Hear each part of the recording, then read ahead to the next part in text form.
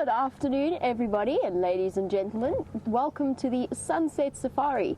For those of you who don't know, my name is Jamie, and I have Brian with me on camera this afternoon. James will hopefully be out and about. He's running a little bit late this afternoon, but he'll be out later with VM as well. We have Jess and Kirsten FC and Alex, as always, sorting out our technical issues. And as you can see, Brian and myself have stumbled into an enormous herd of buffalo. Not sure if you saw them this morning or not, but they've arrived on Djuma, and it looks as though they're going to head towards the dam. This is a live safari, so everything you're seeing is happening right here on Djuma and Arathusa Game Reserves in the Sabi Sands. And we're also interactive, so you can send us your questions or any comments that you'd like to make on anything that we see or anything in general out here in this area. And you can do that on hashtag Safari Live on Twitter, or you can email through to questions@wildearth.tv. We're definitely keen to hear from you. It is a hot, dry and dusty afternoon, made even more hot and dry and dusty by a herd of buffalo. Oh, sweet, that was a cute little calf. They're not going to stop, though, to let us see it. I think our best approach here might be to loop this herd.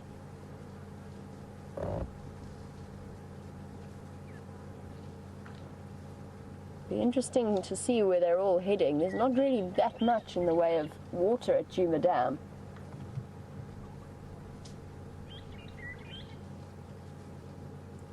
They'll be able to drink from that little pond area, but beyond that, apart from possibly spooking that poor giraffe, who is apparently sitting at Djuma Dam at the moment, but there's going to be not very much for them to drink, and that tiny pumped water hole doesn't hold very much or have very much space. Let's loop around them. It's not a huge herd, unless I missed some of it already, but it doesn't look like some of the biggest herds that we've seen.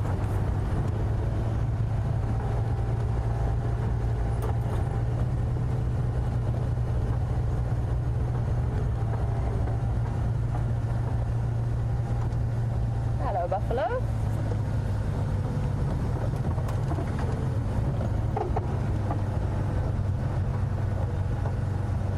Are you all done? Can I keep going?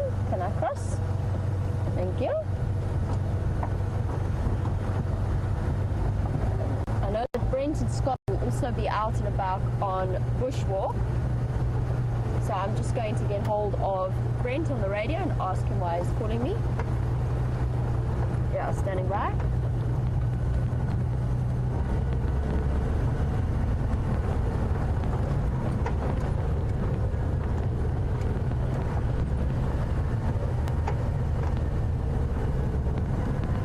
I'm just making my way towards the Djuma Dam at the moment. There's a Flambiari also coming from the southern side of quarantine heading that way.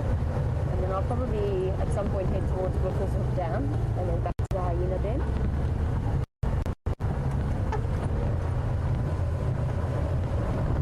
Coordinating our movements for the afternoon. Now, as I said, it is hot, dry and dusty. And just a reminder, since we've hit midsummer and every day is in the 30s, or every afternoon starts off in the 30s, that we are going to shift our starting times. So we will be starting earlier, half an hour earlier from tomorrow. Tomorrow our sunrise safari will start at 5:30. And our afternoon sunset safari will start at 4 South African time. Just so that we utilize the best hours of the day a little bit better. It's always much nicer to be out in the bush before the sun rises or just as the sun is rising. There have been some eddies through here as well. Very fresh eddy done. And tracks.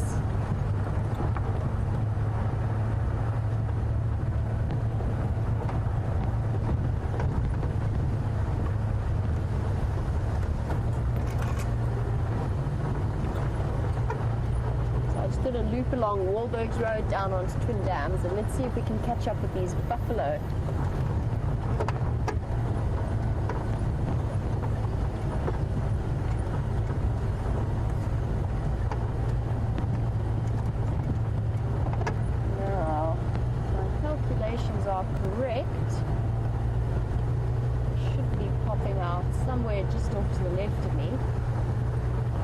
go find them.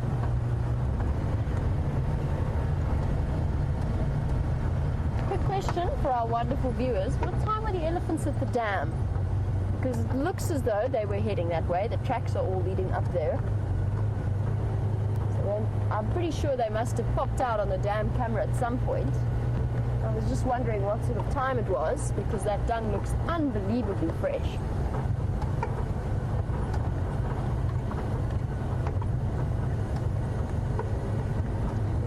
There's a buffalo. Let's get into a nice position so that they can come to us.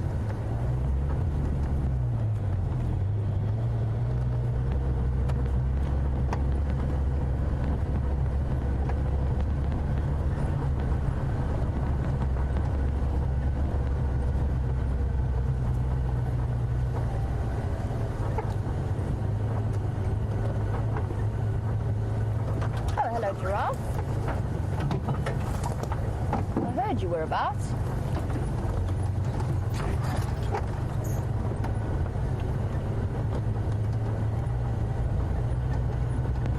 I'm driving extra cautiously this afternoon. Due to the fact that we've got this new vehicle, we've been doing some tyre switching around. And so temporarily, Jigger does not have a spare tyre. So sort of deliberately trying to avoid any sort of conflict with any trees. Hello, giraffe. We'll come visit you in a moment.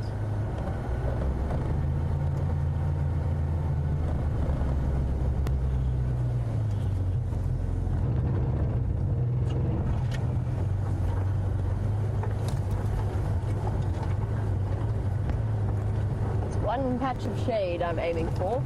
Try and get both Brian and myself into it. Oh, sorry, Brian. I don't think you're going to make it in.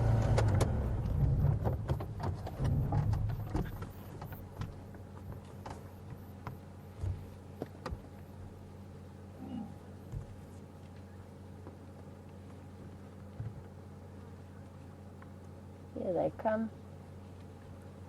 As I said, I don't think it's one of the bigger herds that we've seen. It is a breeding herd.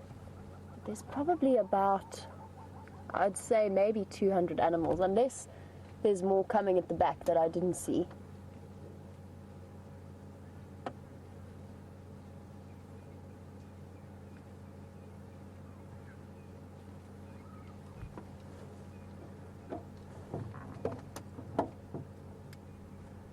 There you go. You can start to see them coming through in numbers.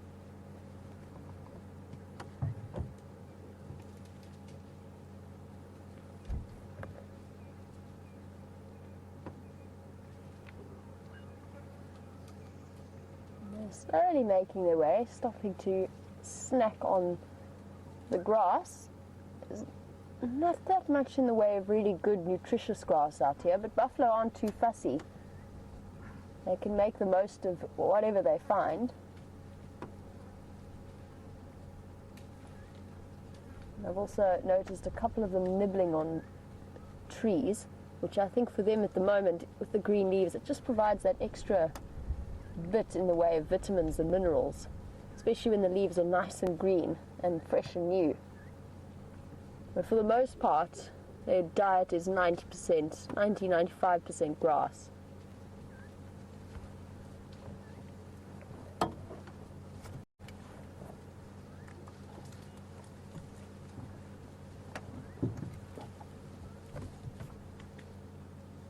Hear them moving through. That's why it's very difficult to be surprised by a buffalo herd. If I'm quiet for a moment, you'll be able to hear the sounds of them brushing through and crushing sticks.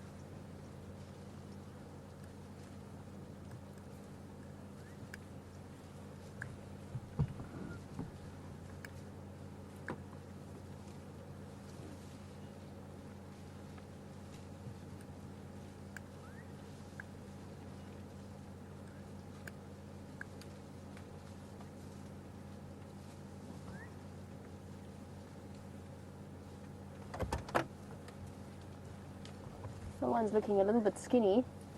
Hips are starting to stick out. Quite an old female, I think.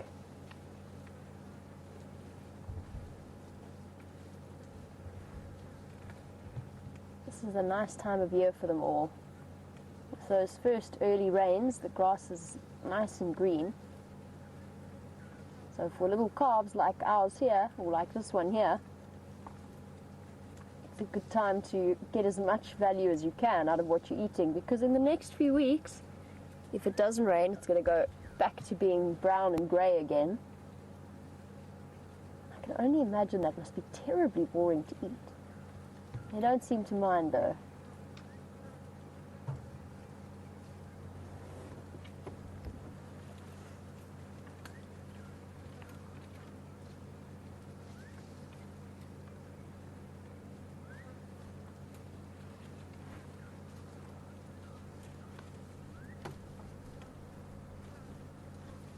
There you go. Can you hear the munching and the crunching? The odd grunt and groan from the various buffaloes.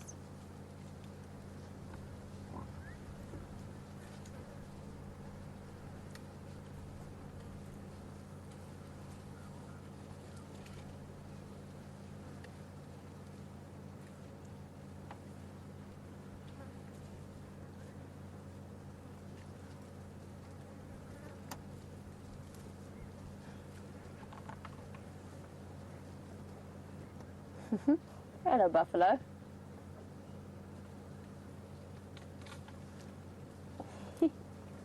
Mouthful of grass sticking out.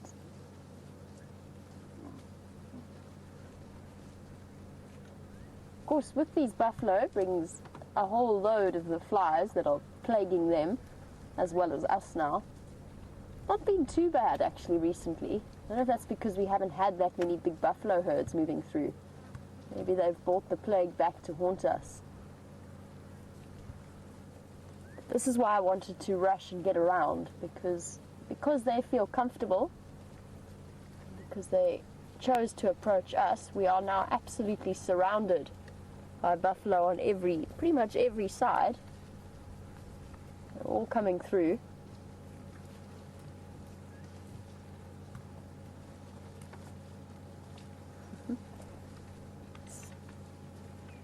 Young male still bulking out a little bit.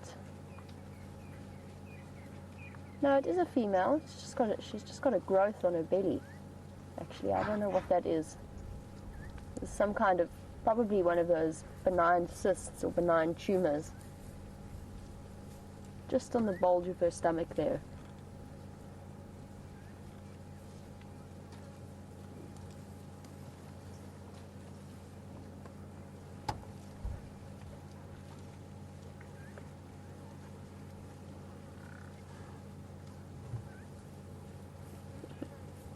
Little one's about a year old or so. Maybe just a little bit younger. What's up, cows? You're suddenly looking around like you've spotted something, or maybe just that they've realized they're slowly being left behind by the rest of the herd. Keep your eyes peeled on the Juma Dam camera, because it looks like they're on their way to drink at that water hole.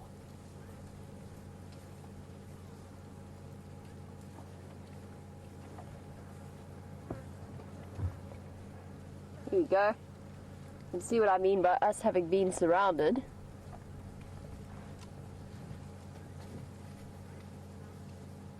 Here's the dam.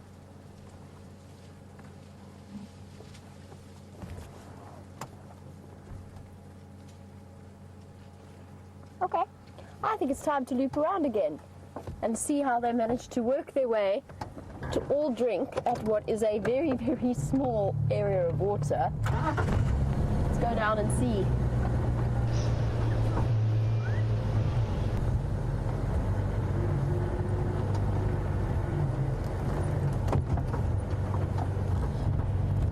Ooh, that looked very spiky. It's amazing how much more nervous you feel when you don't have a spare tire.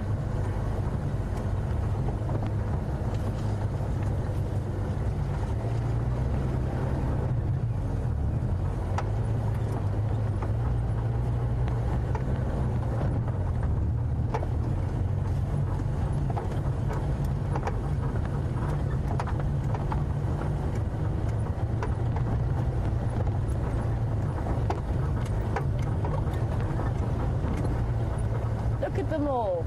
This is incredible. Oh, found a hole.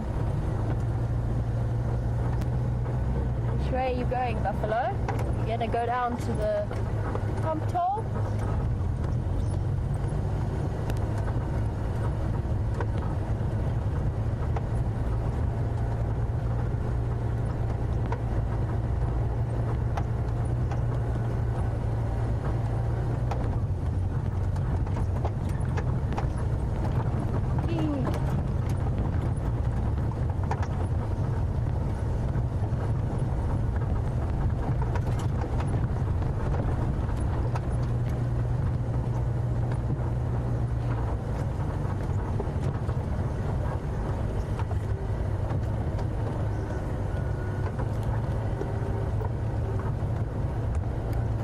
Last station, if you copy me.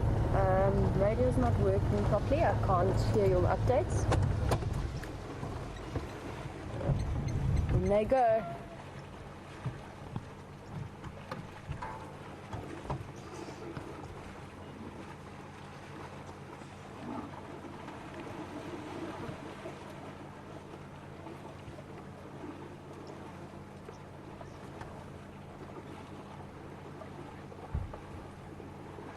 Look at them all. As I said, there's not much in the way of room here, so there's going to be a little bit of conflict.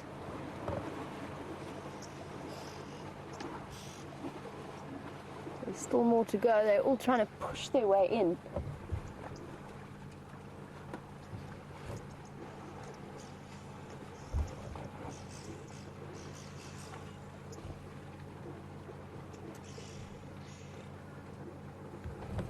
Somebody's just trying to get through on the Game Drive channel and their radio is not working very well at all.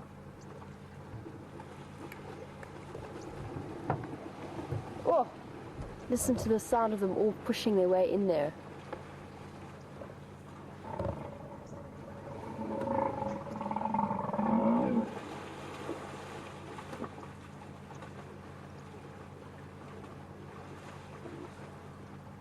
Somebody's very grumpy.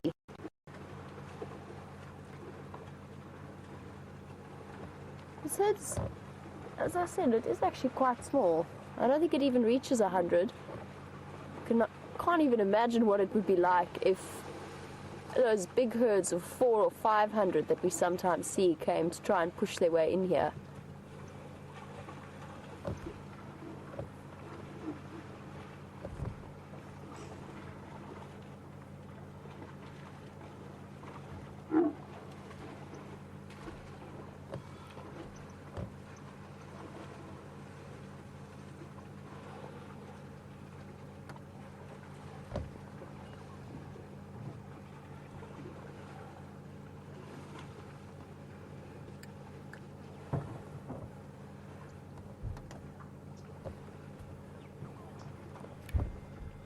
Last station, just to let you know, I do not copy you.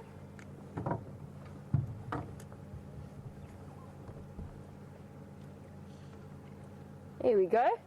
I've almost seemed to settle down.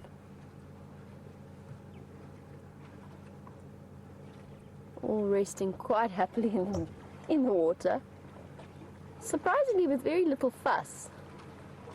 It was kind of like the ones on the outskirts accepted that they were at the back and they're just going to have to wait their turn to have a chance to lie in the water. There's a bit of pushing and shoving. But look at all those heads in the water.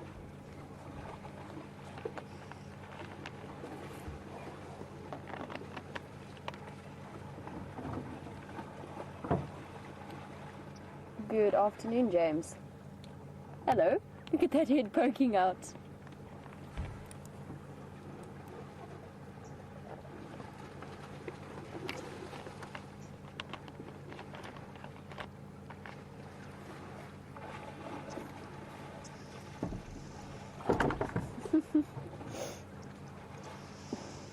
Look at the one sleeping with its head on all resting their heads on each other.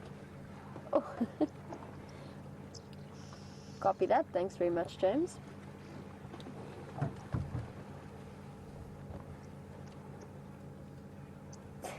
It's very interesting to see how they resolve this. Ooh. they're looking quite content. It doesn't look very pleasant to me, but obviously on a hot day like today, you take what you can get.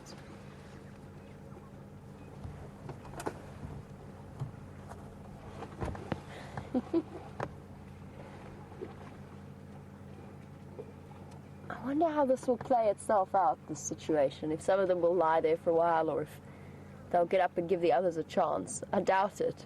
I think they're going to quite happily stick around. Oh, there's a bit of pushing there.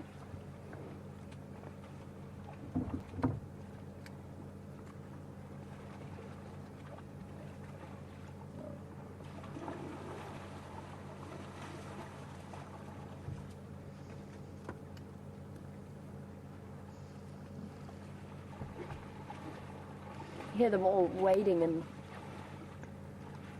shuffling around in the mud. Oh, shame, there's a tiny little calf there at the back. I don't know if we can see it from Brian's perspective. I'm just trying to look to see. I don't think so. It's going to come in through your screen there. There it goes. Behind the buffalo's head and up the other side. Shame. Imagine being that tiny in a crush full of buffalo like this. In slippery mud. Must be quite a struggle. Well done, baby. You did well in there.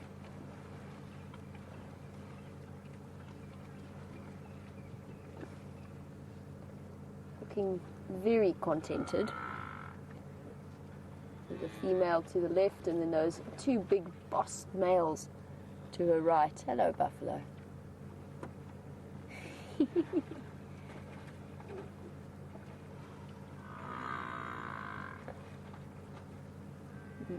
Mooing in distaste.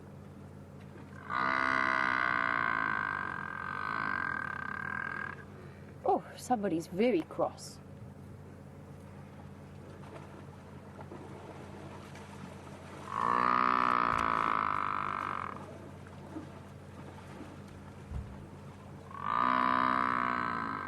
It could be that's a mom trying to call her calf. I'm just trying to work out which one of them is making that moo.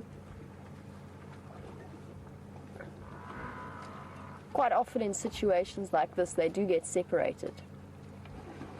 You can imagine in that rush down to the water and all that excitement, just look at all of those bodies moving around. Must be quite difficult to keep track. I'm definitely enjoying this. I haven't seen a nice big buffalo herd in a while. She's been rubbing her head in the mud.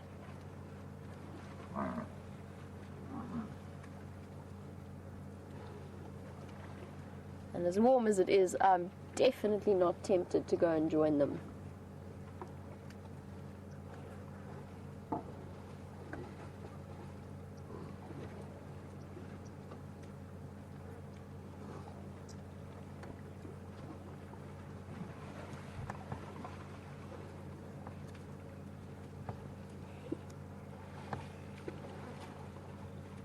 I was thinking earlier about how warm it is and whether or not a dip in the muddy waterhole would be ideal. But sitting next to them now and getting the scent of buffalo washing over me, as well as watching lots of them defecate in the water and urinate in the water. Well, Dylan, it definitely smells like a cattle farm. It's very much a cow smell. If you ever get to smell it, you'd be very familiar with it if you've been around cattle before. Buffalo smell quite similar, if slightly more earthy and slightly more muddy. And now it's also combined with the scent that I find quite unique to the dams around here. It's a sort of a wet clay mud smell. I don't know how else to describe it.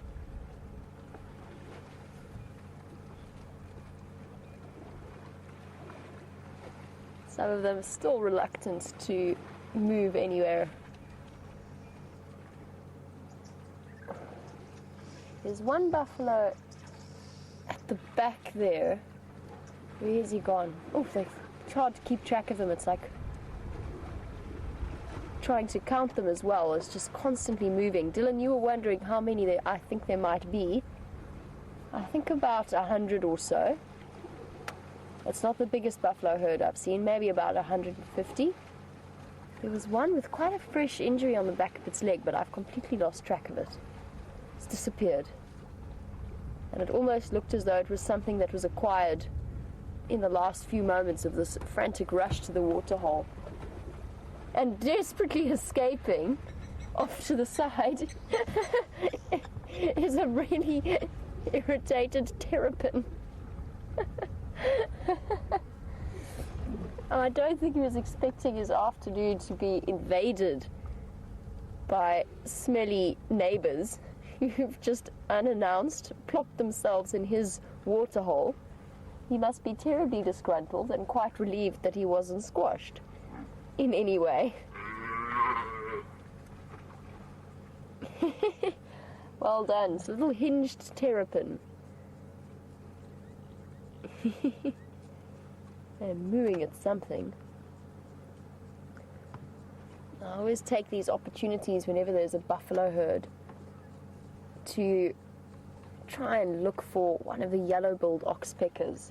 There don't seem to be any at the moment. You typically see the red-billed.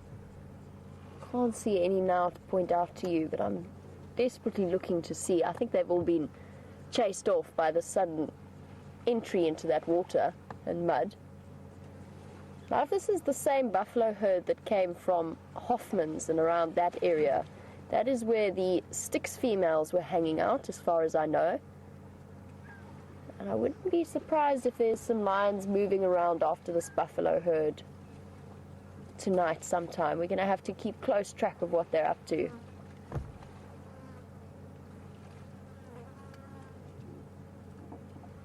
A couple of oxpeckers fluttering back.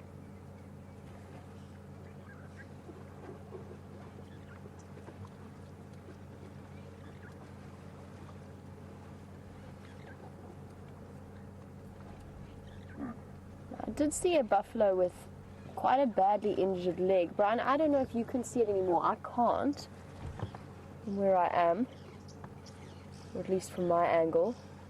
We'll keep an eye peeled though, because as I said, it could be that they were the ones that they had an encounter with lions last night, or it could have been something that was, because it is red and dripping, it's freshly bleeding, it could be something that was caused during their impact into the water. That poor terrapin. As if being displaced was not good enough, now he's got the indignity of being sniffed by a curious buffalo. I hope it leaves it alone. Buffalo have been known to be quite ill-tempered, but I think in this case he's just curious and giving it a bit of a sniff. Not quite sure what this thing is. Don't step on him. Poor terrapin.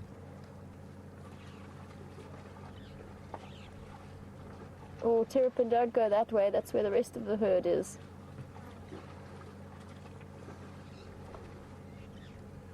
Shame. Alright, but back to this injured buffalo. I did see it earlier. I'm struggling to see it now. You can see how the... You got it? It's back there, you can't see it right now. Okay. Alright, we'll keep an eye out for it. Brian says he spotted it, but we'll have to shift around to see it. As you can see, the crush for the waterhole has diminished slightly. Yep. You got him. Well done.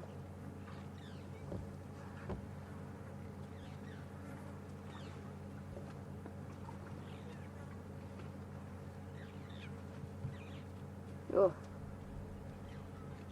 Okay, this is a different one that I was looking at. The one I looked at had an injury on the back of its leg. This one on its back leg. This one's got it on its front leg. And that's looking really quite raw and painful. I've shifted cars around, so my binoculars are tucked in my backpack. So get them out, you know, that's not what I wanted.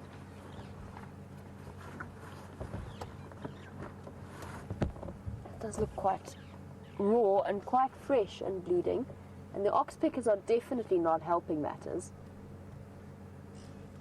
They're targeting that particular area. That's because they don't only eat ticks, they also eat blood and mucus.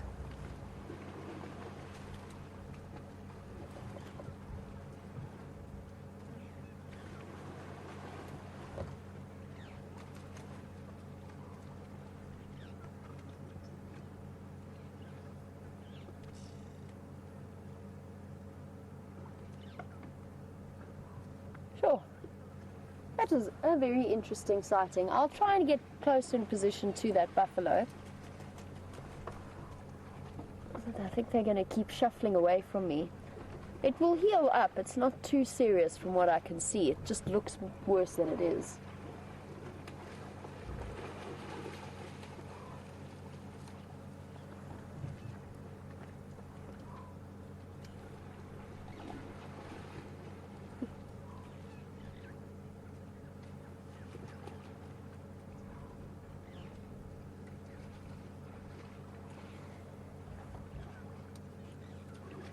Well, it's been an exciting buffalo sighting that we've shared here at the waterhole. I want to follow up on the terrapin and see what's happened to him as well as that injured buffalo. And in the meantime, I believe that Mr. Henry is out and about. So let's head across and see what he's looking at a different waterhole, and I'll catch up with you a little bit later.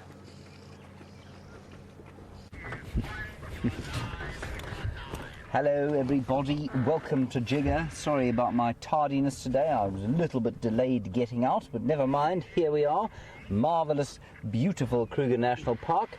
My name is James Hendry, the radio is exploding in my ear, so I'm just going to turn it down a little. Oh, Viam and I are going crazy. Viam is on camera today. Hello Viam.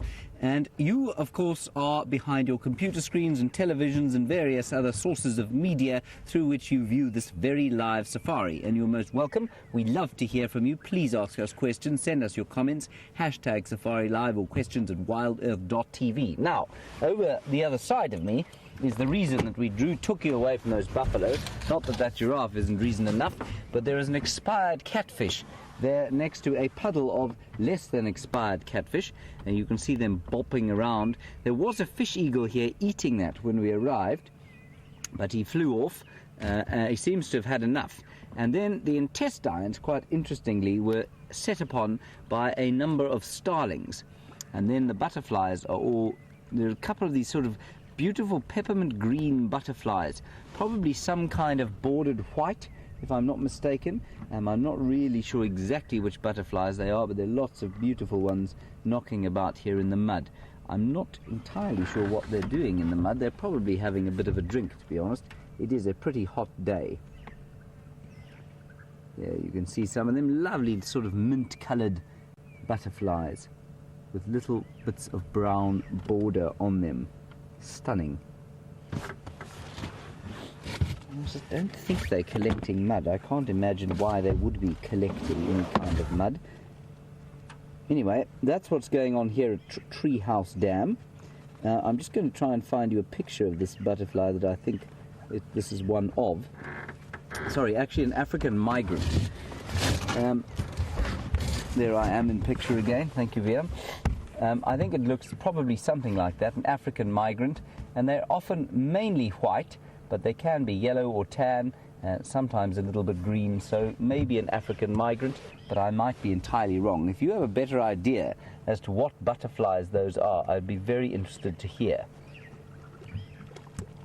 Anyway, we're back to exactly the same sort of stage that we were a little while back, where the catfish were in a state of profound discomfort as they bobbled around in those boiling kind of mud wallows. And what we discovered, of course, was that when it gets really dry, and I think it is still going to get pretty dry, those catfish manage to make a mucus film around their bodies. They go under the mud, and they can survive with sort of very thin breathing holes that go up to the surface until conditions are more favourable. The other thing about those catfish is that they are the biggest of the big, and that means that not a lot can really eat them. The fish eagles can come and take them, but the storks and other things like that that might eat catfish are just, they don't pick them apart like an eagle does. They would normally swallow them whole, and those catfish are much too big to be swallowed whole. I would go and get you the head, but I would sink deeply into the mud, and while that might amuse you hugely, it would probably not amuse me a great deal.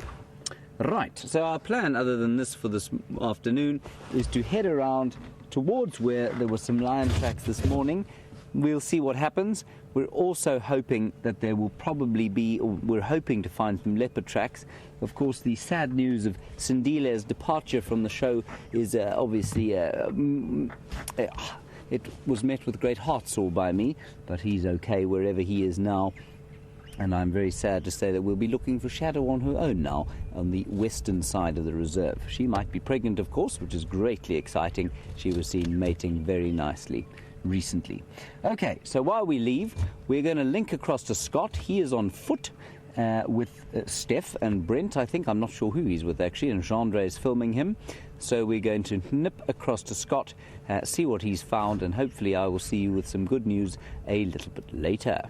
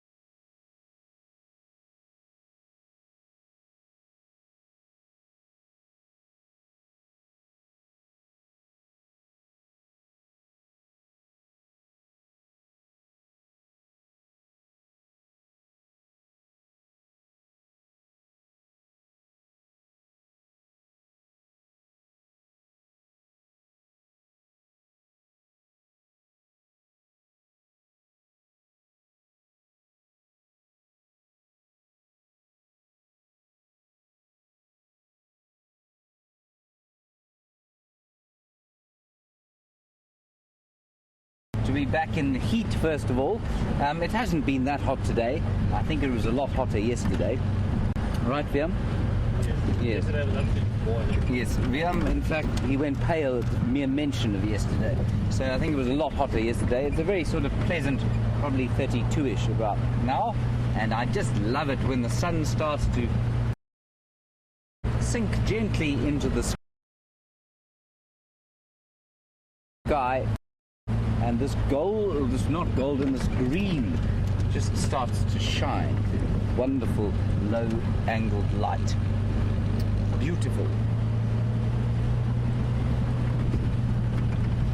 So we're on our way to see if we can find some leopard tracks. Haven't found any as yet, of course. I haven't gone very far from Twin Dams.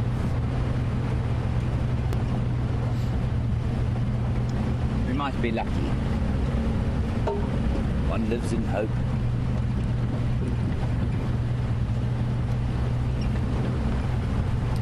And lots of flowers, of course, around. And I know that Brent is a big flower fan, and I'm sure he's been showing you a few of the flowers. I'm not particularly good on the flowers, but I do like the look of them. So we'll see what we can find on our travels. Seen some strings of stars. Some pretty blue ones and some pretty yellow ones. I'm really also hoping to see a gardenia. Remember, I don't know if you remember, but I did tell some of you about a gardenia tree. And they flower for only about a week. And the most glorious smelling white flowers, but then disintegrate very quickly after they've come up. Possibly a bit later in the season.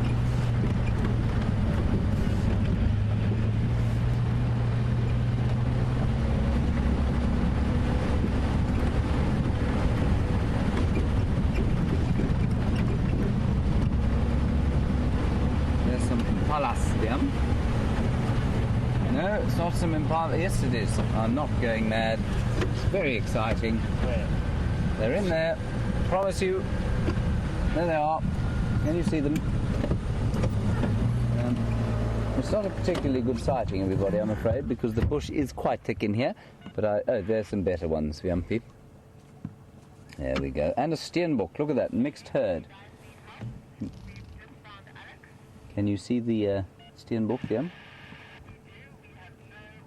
There we go. Little steenbok pretending to be a baby impala so that it can derive... oh no, look at that. Do you see that? Mm-hmm. So that young impala is now chasing the steenbok off. I suspect that's just simply a young male sort of probably starting to develop a bit of testosterone and testing himself out a bit. Bit of a bully, of course. Steenbok, not much of a challenge for a impala. Marvellous. Right, on we go.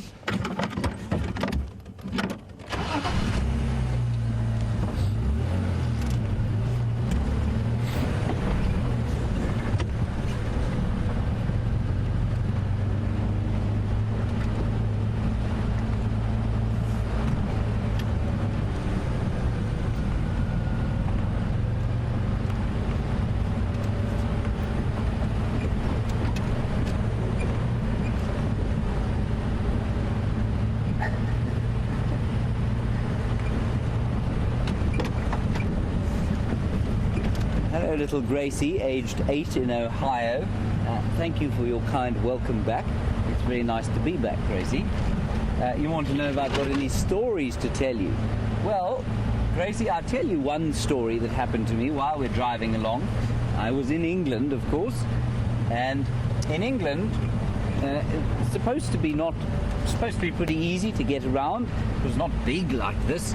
It's not what we call big sky country, where the sky is huge like it is here. And I was sent off one day in the countryside on a horse. And they said to me, "You won't get lost. You're from Africa. You'll be fine." Well, I got very lost, Gracie. I got very lost indeed. And there were a number of people out looking for me, thinking that I'd perhaps fallen off. They thought I'd absconded and stolen the horse or something like that. Anyway, I managed to get back after 2 hours. The horse was pretty tired. I was pretty sore. And we thought that would be that. And then 2 days later, I went riding again, the same horse, in a similar area. And lo and behold, I got lost again. So I didn't really cover myself in much glory there, Gracie. But I eventually managed to find my way back. And eventually, thankfully, didn't have to navigate the plane back to Africa. That was done for me by the pilots of Kenya Airways. And here I am. So that's one of the stories from my holiday, Gracie.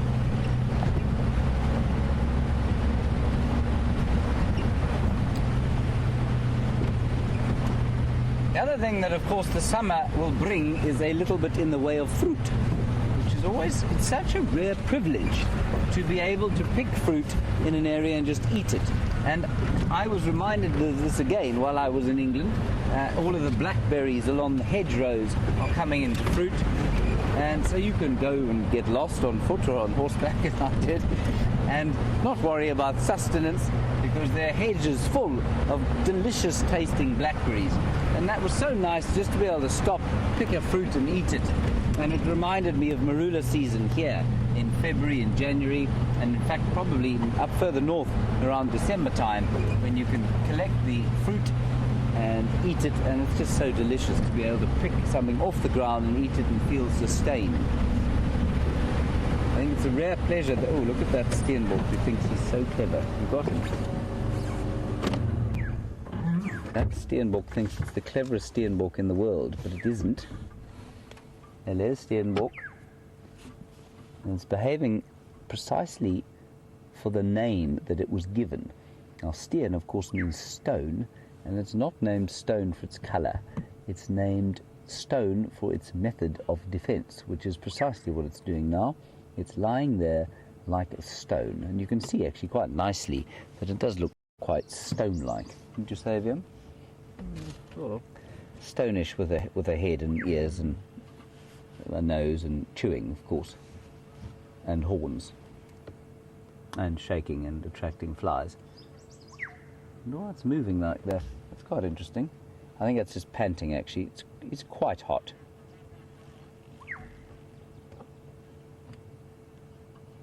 That's a really nice picture, actually. You can see how easy it would be to miss that little steenbok lying there. I also suspect that it's reluctant to run off. because of the heat. Now, it brings up another interesting discussion while we drive along and leave it in peace, and that has to do with size. Now, size is a crucial thing out here, not only because it means you can defend yourself, but the smaller you are, the more likely it is that, or the easier it is for your body to heat up. You can lose heat more quickly when the ambient temperature cools, but if it's very hot, you pick up temperature very quickly. So for a little thing like that, heat balance is not an easy thing. Same with something like a bush baby, and I suspect that's quite often why they're active at night. It's often in an area like this where it doesn't really get very cold. It's easier to lose heat. At least it's easier to gain heat through activity than it is to lose it. There's a little warthog up ahead, which is quite nice.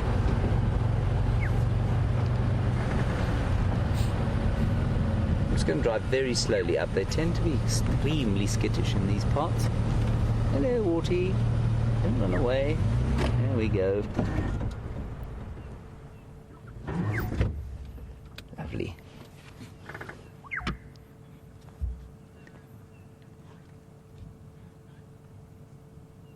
Beautiful warthog. Looks like a young sow, if I'm not mistaken.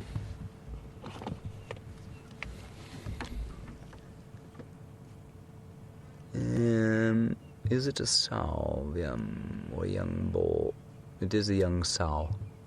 So I don't know why she's on her own. No, there's another one there, Viam. Off to the right-hand side. So she's not on her own. She's with another, what looks like another sow.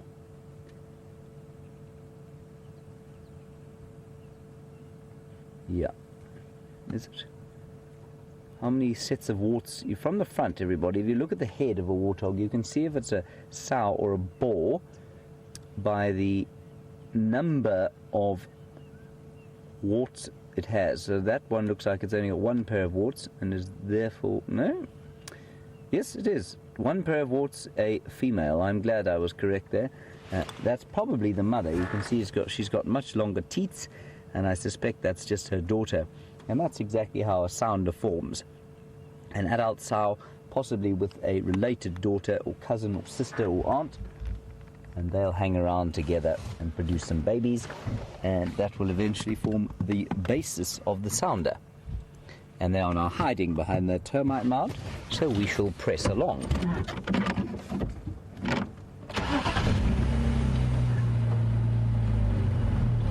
Right, what we are going to do now while we carry on is head across to Scott, hoping that his dulcet voice, deep baritone that he has, is now going to transfer to you over the interwebs, and so we'll head across to him and see what he's found, and I'll see you a bit later.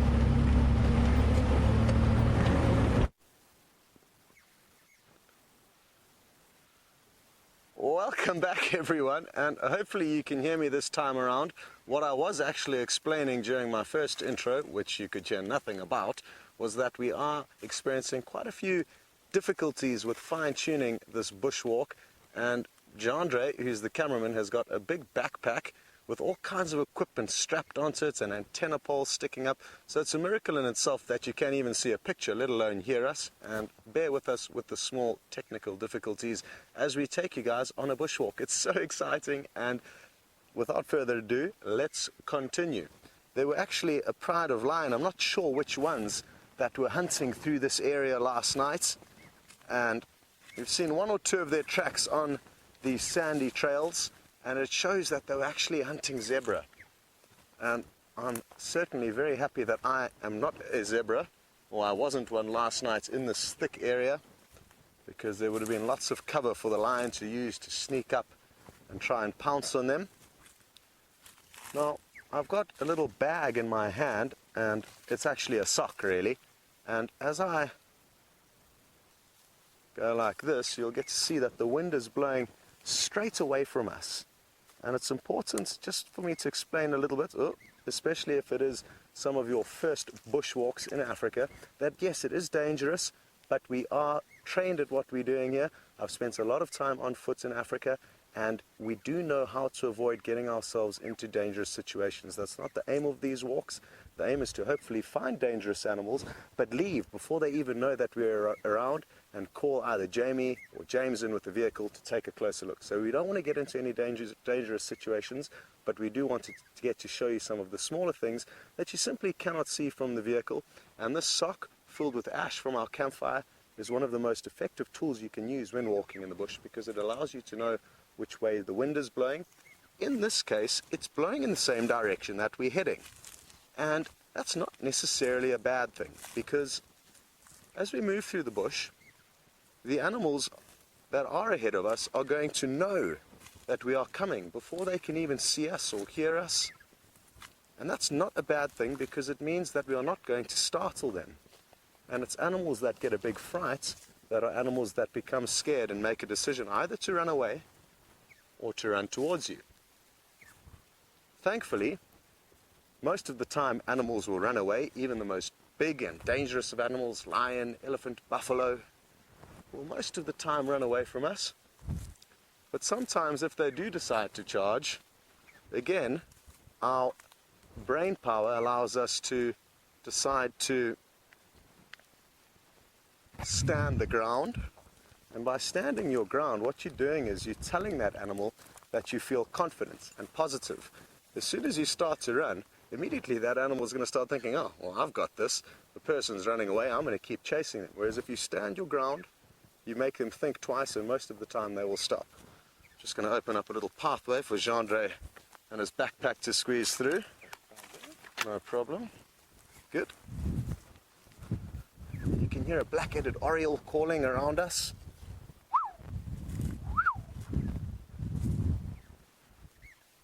And it's really invigorating being on foot, because you get to really heighten your senses. Your sense of smell, your hearing, and your eyeballs all of a sudden become very in tune with what's around you. And understandably so, even though there's a small chance of running into trouble with animals, even if a little francolin rustles in the grass next to you, you stop and look and listen just to make sure it isn't something a bit more dangerous with bigger, sharper teeth. Oh, cool. But like I said earlier, you get to see a lot of smaller things.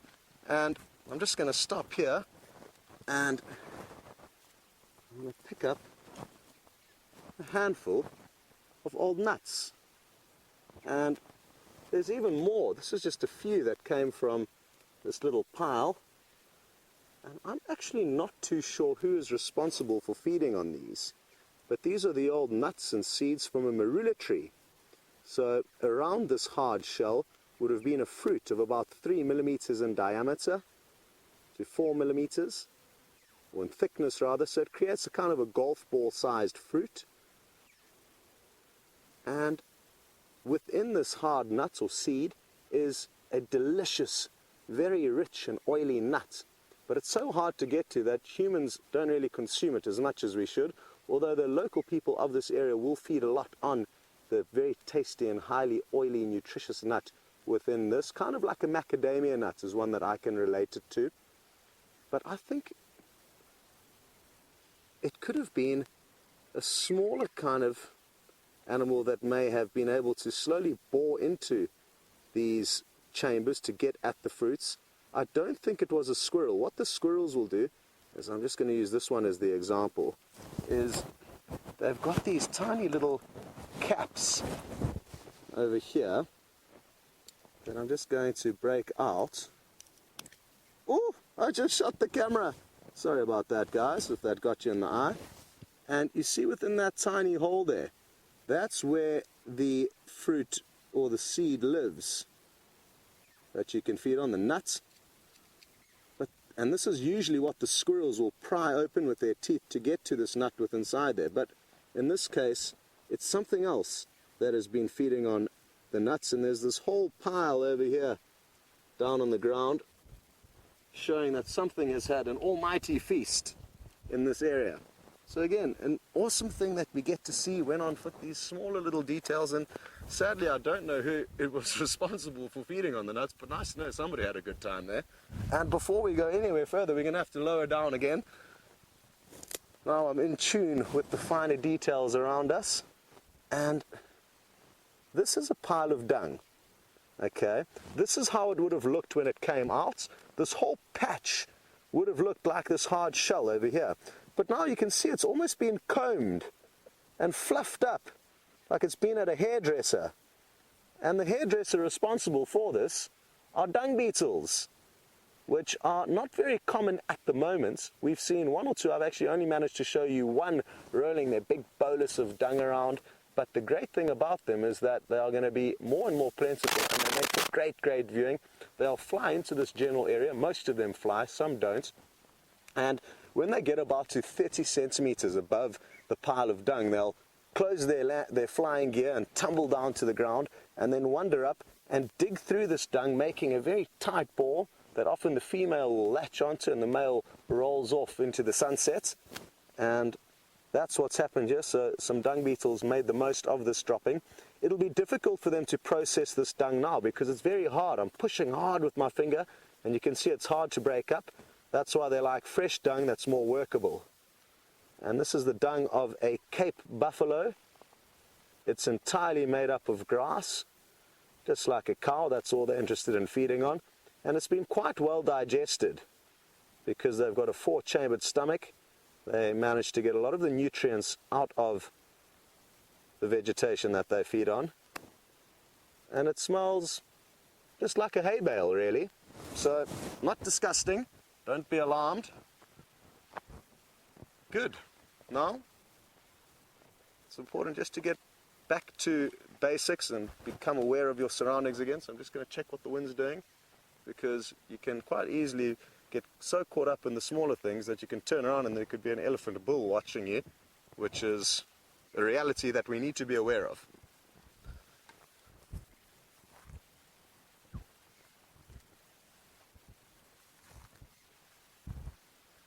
Oh, well, the good news is that we are going to be able to continue our walk, but sadly we are going to have to send you back to Jamie. The good news is that she has got the animals that were responsible for that pile of dung that we've just been looking at. Hopefully we'll find you some more interesting things to look at, but enjoy being back on the vehicle with her.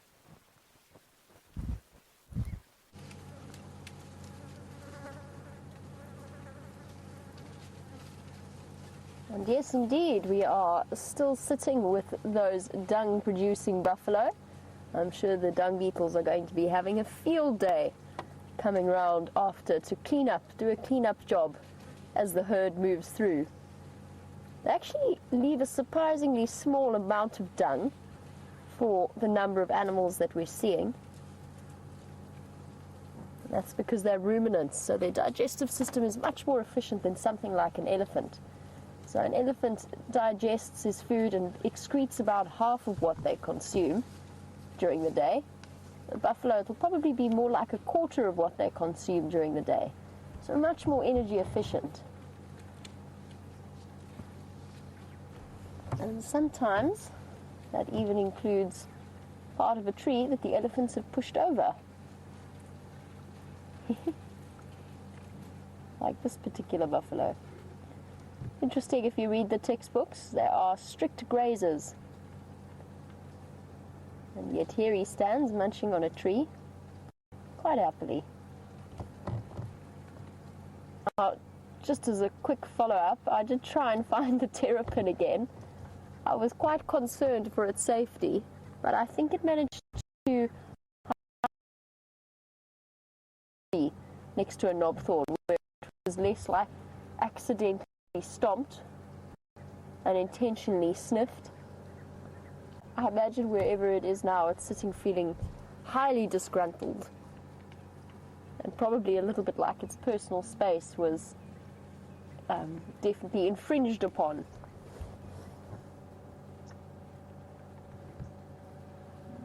He's just keeping a close eye on us.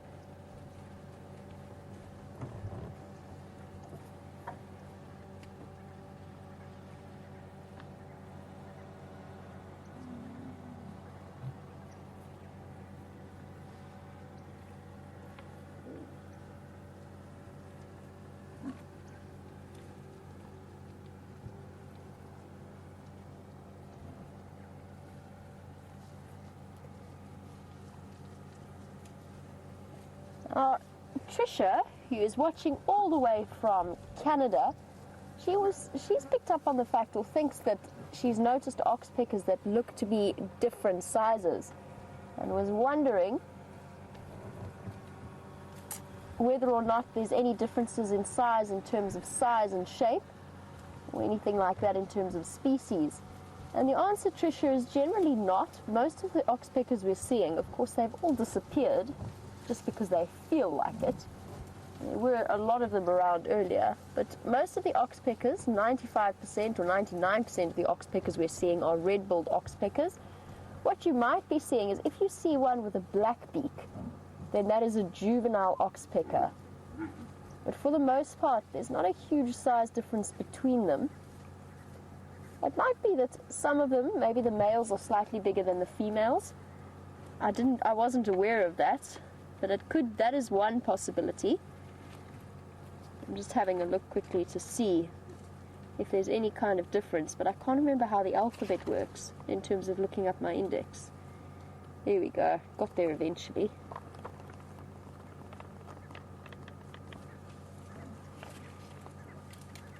Now, if we did see a yellow-billed oxpecker, which would see me getting very, very excited, because they've only just recently come back from the brink of extinction and been saved from the brink of extinction, and slowly increasing in population. It is a little bit larger than the red-billed, but I haven't seen any yet, and it's quite, obviously, given that it's called a yellow-billed oxpecker, it's quite distinctive.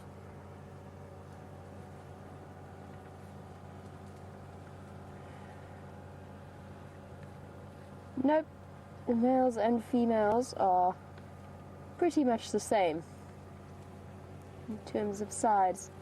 So Trisha, I'm not sure. It could be that you're picking up on a juvenile versus an adult, but then they have a very dark colored beak. Also must be quite difficult to get the idea of scale, especially when we've got so many animals wandering around, and in this case munching at the base of a termite mound. One of them's acquired a piece of grass on his shoulder, or a piece of tree maybe, that's perfectly balanced right in the middle there. It's like an accessory. Very pretty buffalo. Just a little spot of green on the shoulder.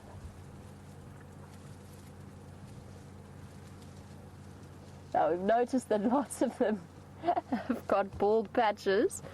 Maybe he's got one there that he's trying to, or she's trying to cover up, like the equivalent of a comb over.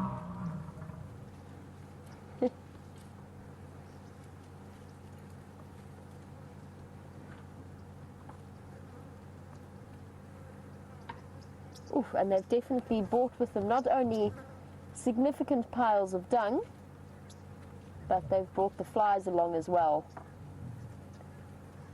And it's hot, dry, and dusty.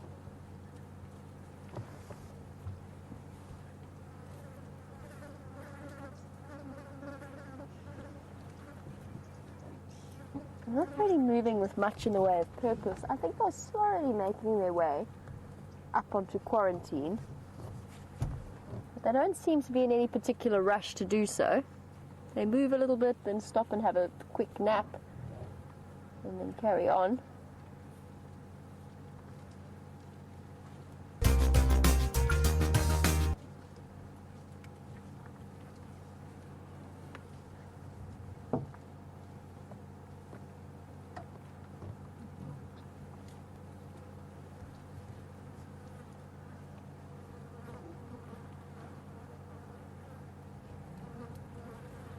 It was interesting to watch the level of bonding between the group of them.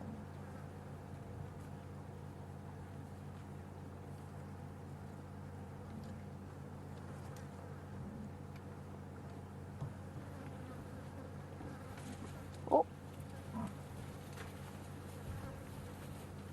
A little bit of a scuffle. Nothing too serious. Now, I think it's time to leave these buffalo and to continue on my way before they get up onto quarantine. I just want to do a quick loop and see if there's any signs of lions following behind them. And whilst I do that, I believe that James has a gloriously beautiful bird to show you, and a subject of much contention between us. Let's head across to him now, and I'll catch up with you a little bit later. Hello everybody, welcome back to Jigga. There in the top left-hand corner of your screen you see a black lilac-breasted roller. Not black in fact, but silhouetted against what is a fairly beating but very beautiful African sun. Now we've come up to Impala Plains to see if we can find some tracks of a leopard. We did bump into the inimitable Brent Leo Smith, who was sitting with his feet up on the Mahindra. It looked like quite a comfortable place to be underneath a torchwood tree, and he said that the lion tracks from this morning actually crossed south out of Djuma, which is in fair keeping with the general cat luck that's been going on here of late. Now, we are still hoping to find something in the way of Shadow's tracks. I'd like to see her, to commiserate with her. We went past one of Sindile's old haunts. Viam and I had a quiet cry to ourselves, and then we hugged, and now we feel a lot better. And so we're going to carry on and see if we can't find his mother's tracks, and if not, head off towards Buffels Hook Waterhole in the far east. That is the general plan. Please feel free to yak to me at any stage. Hashtag Safari Live. If you're tweeting like that Cokie Franklin you heard going quack, quack, quack, quack, quack, quack, quack, quack, quack. Or questions at wildearth.tv if you're on the email.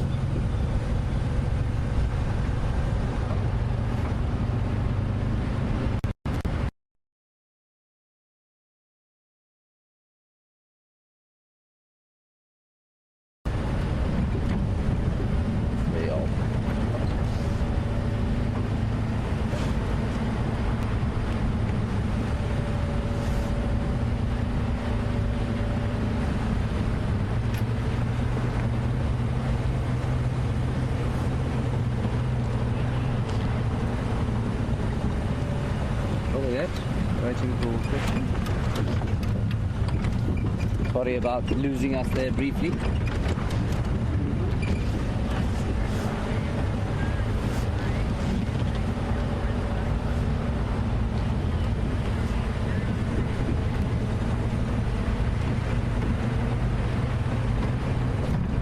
Now, this is of course completely unrelated to the game drive, but Heidi, you asked the question, wherefore art my little pink hat? Now, there are two aspects to that question that are interesting, Heidi. The first, of course, is that I was wearing a little red hat, or pinkish hat, and that is still in England. It wasn't, in fact, my hat. I borrowed it. It wasn't very manly or rangerly, so I gave it back to its owner. The second aspect to that question, of course, is the wherefore, and I'm not sure if that's what you meant, but it was probably more, you probably did actually. Wherefore, of course, means why, and why was I wearing that pink hat?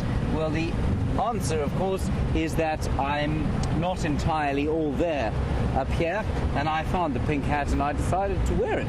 I thought it looked quite snazzy, if a bit retro 70s and slightly effeminate, but it was amusing in London at the time. If you would like to see a picture of this hat, you can find it on Twitter or on Instagram. It's not really very exciting, but thank you, Heidi, for asking about it. I have left it where it belongs, in the United Kingdom. I just don't think it would work very well out here.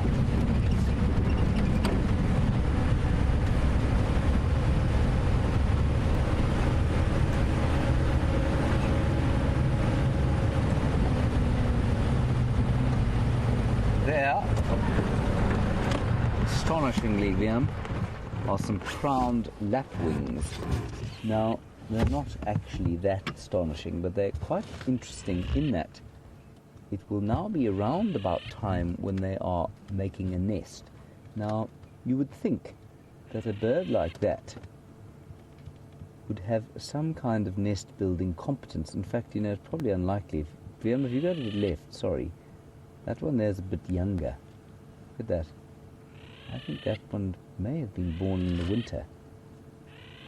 That's not an adult, that's a sub-adult there. So what they do is they build their nests just in the open on the ground.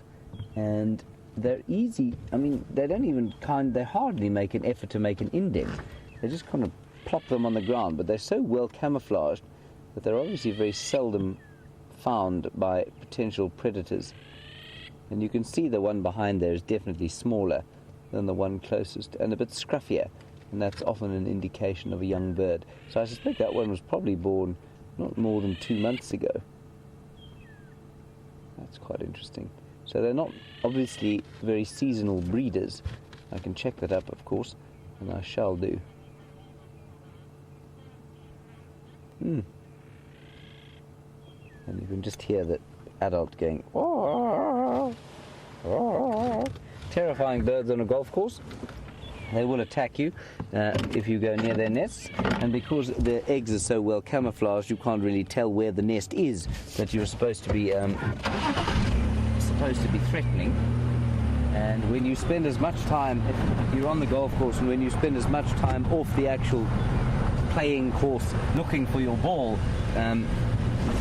attack by civet or crowned lapwing is a real danger of the sport.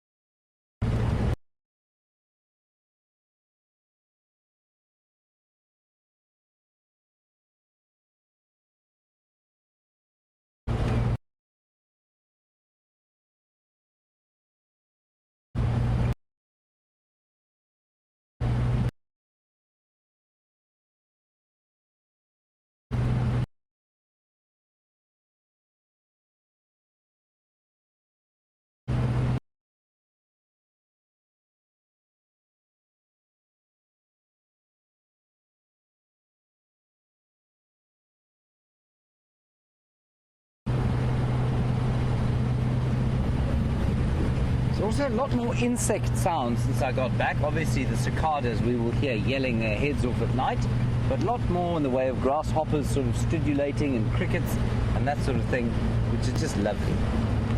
We'll hear more of that this evening. And don't forget, tomorrow, of course, we'll have an extra half hour of nighttime driving, or nightish driving, because we're only starting at 4 o'clock. So we'll be starting half an hour later and finishing half an hour later too. Right, well, I think we shall have to head up towards Buffelshoek waterhole. Not much in the way of tracks in this particular area. Lions. Lion tracks. Yeah. Right, I suspect those are the ones from this morning. Liam has spotted some lion tracks. Do you think they're filmable? Pretty big. Okay, they're pretty big.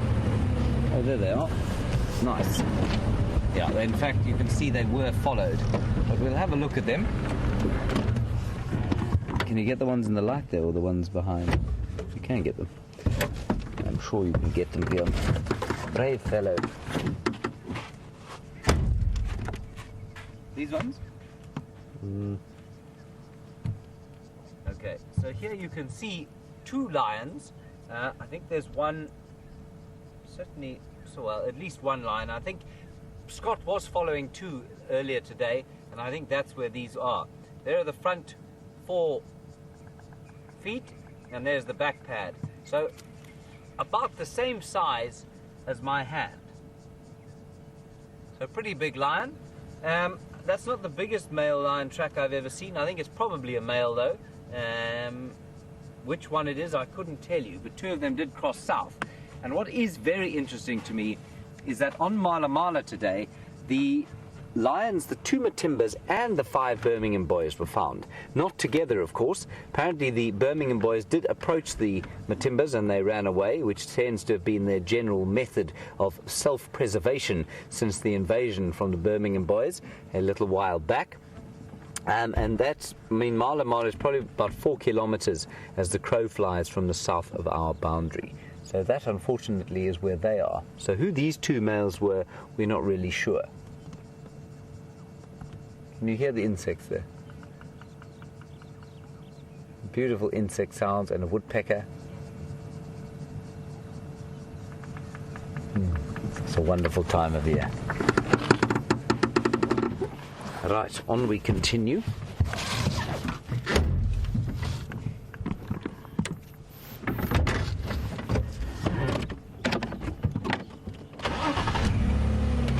And these tracks have clearly been followed. There are some human tracks there as well, of course.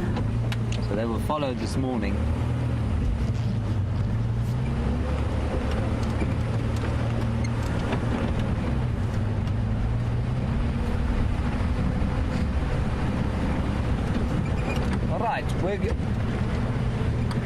We're going to nip across to Scott while we head down through this area towards the northern Buffelshoek cut line. I'm not sure what he's got, but no doubt it'll be pretty spectacular, and I will see you just a little bit later.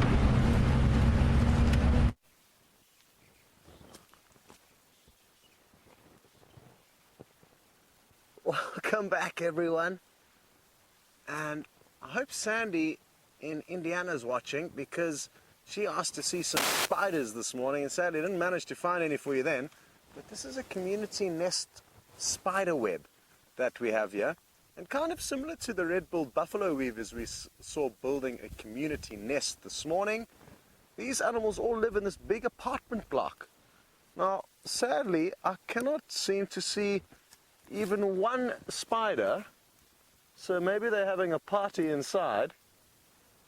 But I can see the excrements and old beetles and kills that have been made. The bottom of the web over here is almost like a gigantic toilet. And that's where you can see a lot of little bits of bugs and beetles and legs. Little bits of exoskeleton that have already been fed on by these community nest spiders. I wonder where they are hiding.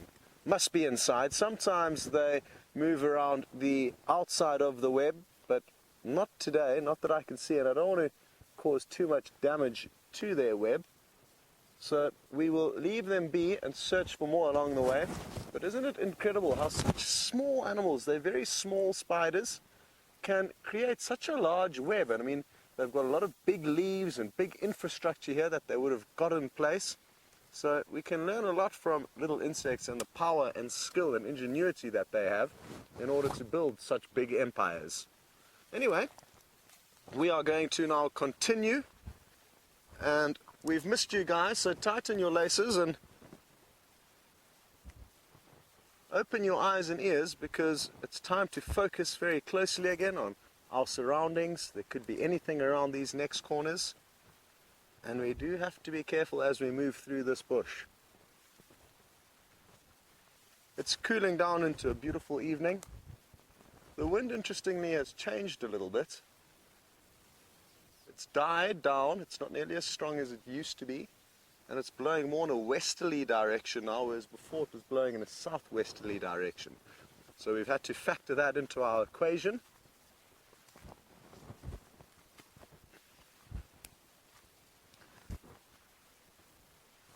I chatted with Brent a little bit earlier about those marula fruit seeds that we had seen that had been fed on, and he very quickly informed me that it was in all likelihood a gerbil or a small rodent that would have been feeding on those fruits. So thanks to Brent for that information, and that pieces that puzzle together. It makes perfect sense as soon as I heard it.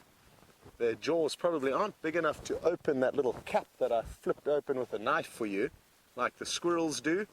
And the fact that they were on the ground, not at the base of a tree where squirrels live in the cavities of trees, indicates that it's a ground-dwelling creature that's emptied all those seeds out from a little bit earlier on in the year.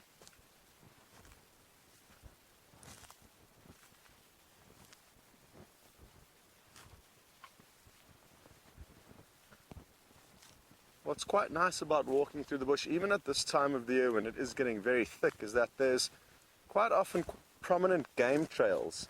It's not easy to see, but there is a bit of a sandy trail that we're moving along here. I think that herd of buffalo that you've been watching moved over here not too long ago, as there's a lot of buffalo tracks here. And here I can even see where the ground is ever so slightly dark in coloration from where one of the buffalo may have urinated. So not easy to see, but this patch here is a slightly darker shade. Not much fresh dung around though, so that's something to think about.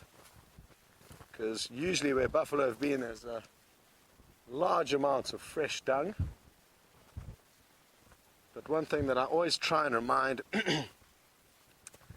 people when on safari is that the art of tracking is an incredibly difficult and complex one. And in order to be able to be a master tracker, professional tracker, it takes a huge amount of natural talent, experience and skill. Not anyone can become a good tracker, that I can assure you. I am not one of them.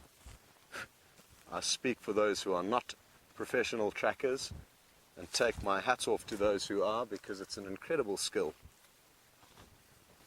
And we're looking forward to having 2 trackers join our team.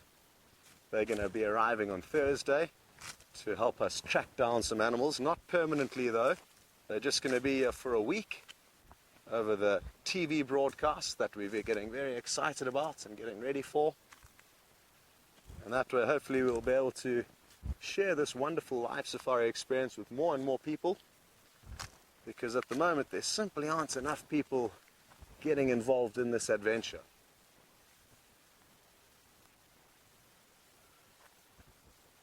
Well, at least that's what I think.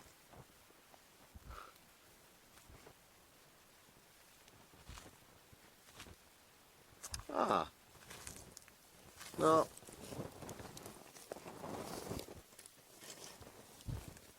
what we have here is a very cool shell from a giant land snail, an African giant land snail. Sadly though, as I twist it around, you'll notice that a large portion of the shell is broken over here, but usually that would all be intact, and the large snail would have its head poking out here with its little antenna cruising along, and we will get to see a lot of these in the summer months, but for now I haven't seen one. The first rains that we got obviously weren't plentiful enough for these guys to emerge from their hiding places, or the ones that are still alive. This one clearly is not, but we are going to get to see a lot of these African land snails, and they make for great viewing. And what would be ideal is if we get to see them on foot, we'll get ground level with them and get you up close and personal with them. But this is the only snail that we really get to see here. That's not an aquatic snail, of course, so we don't see too many other snails in this area. We just see these monsters. So that's something to look forward to. Not sure what would have caught and killed this snail. Possibly a civet or a small predator, or maybe it just died of natural causes and its shell was broken by a passing animal. So not too sure exactly what would have caused this animal's death, but it certainly is not alive. That I can assure you. Cool.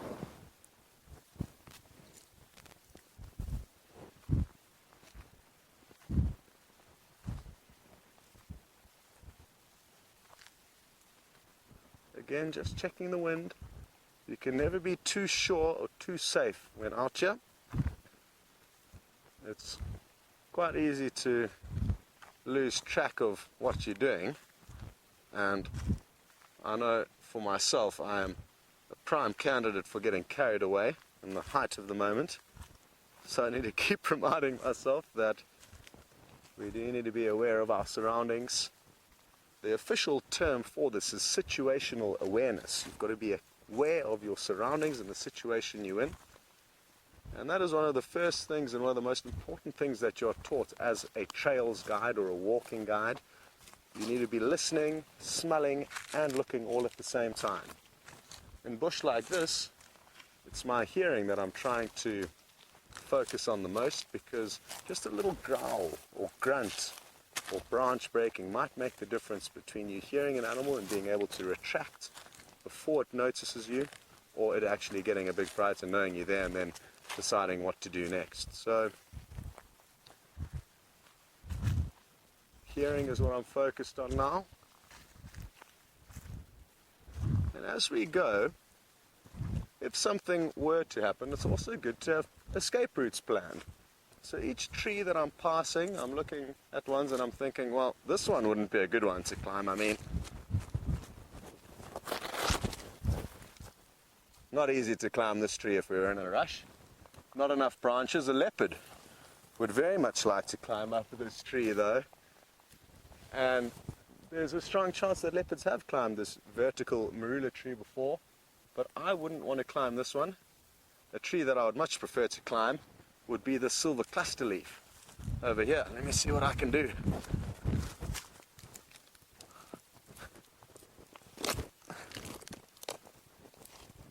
And I'm safe, but Jandre isn't. So there's a bit of a problem here. Let me rethink that.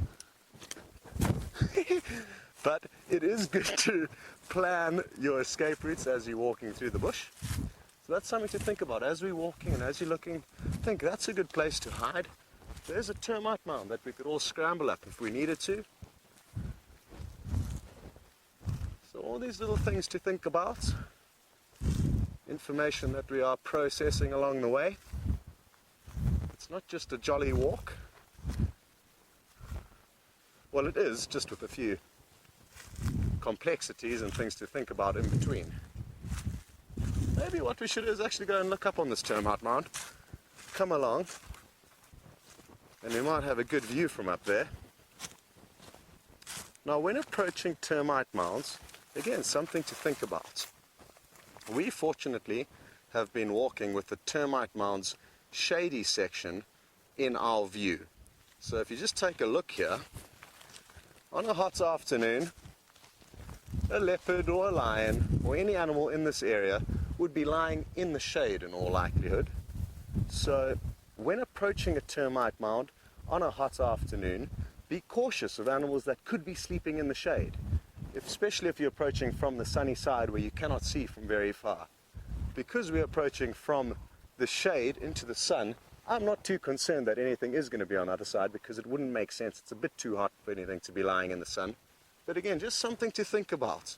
A very small thing that could make a very big difference. Well, hopefully this one's not too complicated for Jandre to scramble up, but he is an athletic man, so I don't think we've got anything to worry about. A vantage point. This is so cool up here, so I'm just going to let Jandre, whenever he's ready, to pan you around and show you this view. I mean, you can't see incredibly far, but we're now kind of at eye level with a lot of these marula trees, and as I swivel around, you'll get to see a bit of the background, and I can see a lot further than I could see before. So now we kind of know why the leopard love to come up onto these mounds and creep around, make sure there's no potential prey nearby, because I can see probably twice or 3 times as far as I could before.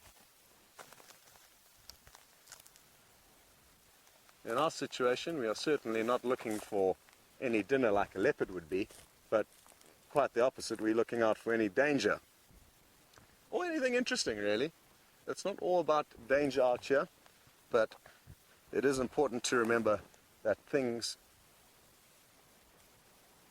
are quite nervous of us, and it's the nervousness of us as humans that creates them to panic.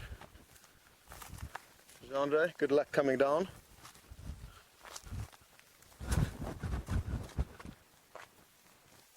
There we go.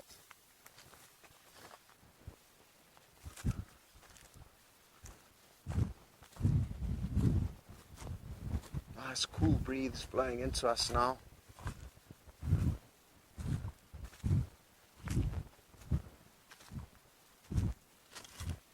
Now we've decided to walk through this area for no specific reason. We're not really looking for anything in particular. We're just wanting to explore an area that is inaccessible with the vehicles. And that's important to know. We're not trying to track anything down. We're just literally moseying about from A to B, enjoying a change of scenery. Now, this poor old bush willow tree, you can see, has been capsized. And what's happened is that an elephant would have come here, pushed this tree over to access all of these roots. So it probably didn't feed on any of the leaves of this tree, but you can see here the chunks of bark on the roots that they've ripped off all around us here. And this whole tree would have been pushed over simply to access the roots. So interesting how elephants will attack specific parts of a plant at different times of the year. And here, as Jeandre moves out in a few moments, you'll actually see how the elephants have excavated around trying to get at more of the roots to feed on. And even though, yeah, you can see all the soil around us where they would have been using their trunk and feet to dig. And what's interesting about this is even though it is destructive for this individual tree, it's usually beneficial for future vegetation that can grow in and under all these areas that now become inaccessible to other animals. So this whole area within this tree is going to become like a nursery. And within this nursery, all the trees can get to a point and a stage of their life where they can kind of sustain themselves and hopefully grow into very big trees another day. Not only is it going to form a nursery for the smaller growth and trees around us, but it's also going to be a home for small animals that can seek refuge in this tree as it gets broken down, in the cracks in the bark and in the cavities. And it's already kind of like quite a comfy home where I'm enjoying myself so much. I feel like I could invite you all in for a cup of tea. Very nice. Cool. Okay. Well, what I love about this show is that you're not only stuck with any one of us for too long of a period, and James has just found the creature responsible for pushing over this tree. So go and take a look and we'll catch up a little bit later.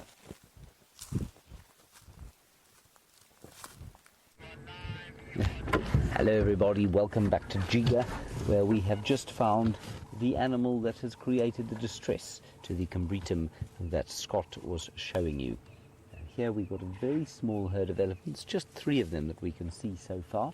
I of course have got sunscreen in my eye in the interim, and therefore there may be 10 or 12 elephants around at the moment, but all I can see are 3. Liam, you're only on 3, are you? I say 4. 4.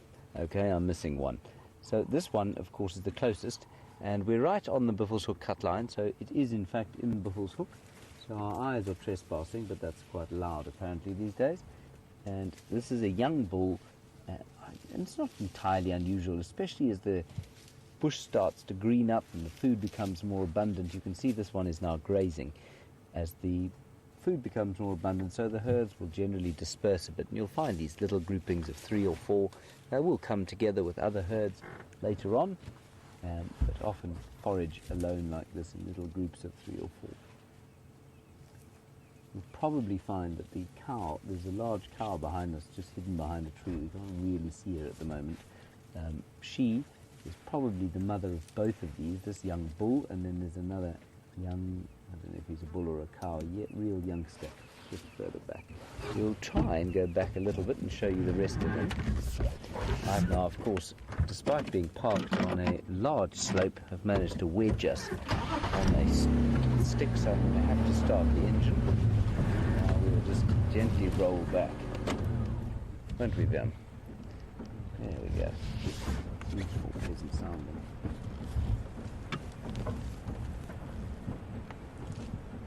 There we go.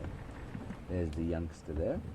And I'm sure his mum, or her mum, as the case may be, I'll try and identify whether that's a male or female.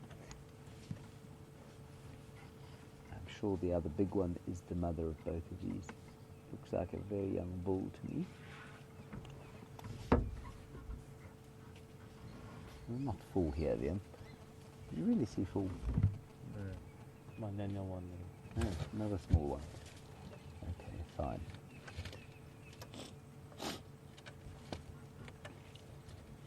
Just lovely in this sort of slowly setting light.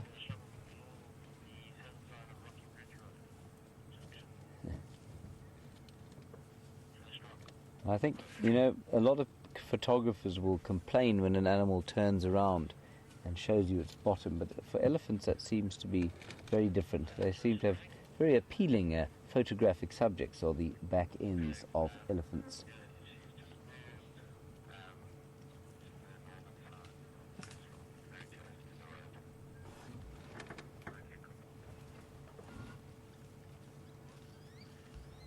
A couple of drongos around the place.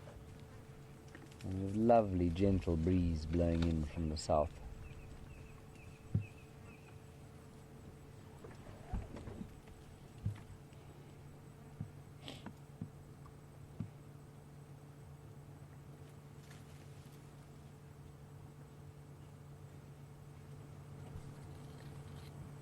Lovely.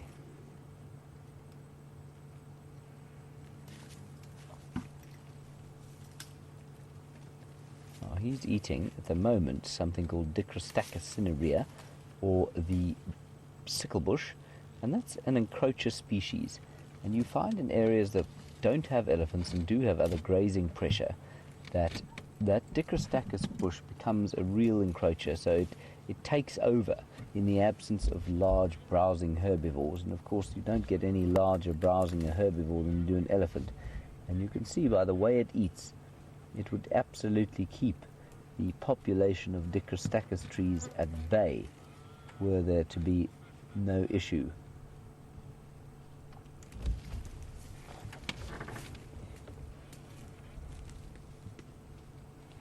Sorry, I just got a little bit confused there, a whole lot of nonsense in the ear from the Game Drive channel. But you can see elephants, of course, make an enormous difference to the height of the bush wherever you happen to be. And even some of these combretum trees, which Scott showed you being pushed over, they will become very thick and sort of take over and outcompete the grass sward in the absence of animals that will feed on them. And of course they've evolved to live with elephants, and that's why they're so good at dealing with being pushed over. They just stick up shoots in different ways, and it's all rather clever out here how everything links together and works so perfectly. Right, the elephants have gone to Biffles Hook, and we are now going to Biffles Hook Dam. If I can turn the car on. There we go. Let's see what we can see there. How's my eye looking? Does it look sore? No? Yeah. It does look. Yes, I'm looking for sympathy. Yeah. I've got some sunscreen in it, everybody. Deeply painful. Liam, of course, has offered nothing in the way of first aid, despite the fact that he is now a qualified level 1 first aider. You have to be bleeding first. I have to be bleeding? Yeah. Okay. Right, okay. So bleeding, if I break a bone? Yes, that qualifies. Does that qualify? Okay, good. All right. But sunscreen in the eye is beneath you, is it? Right. You go to the bottom of that. Well, good to know.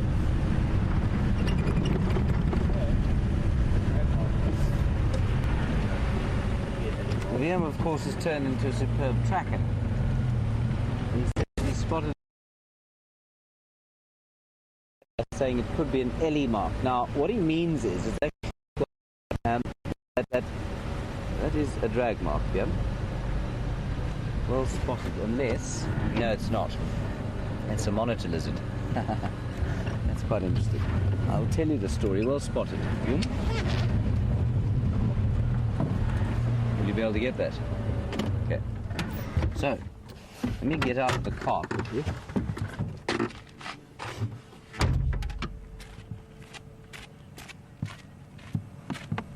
So here you can see something has dragged across the road, and I'll tell you what it is just now. Well, I think I did already tell you what it is. But what Wim was looking for, he's tried to cover himself, you see, like all good trackers out here.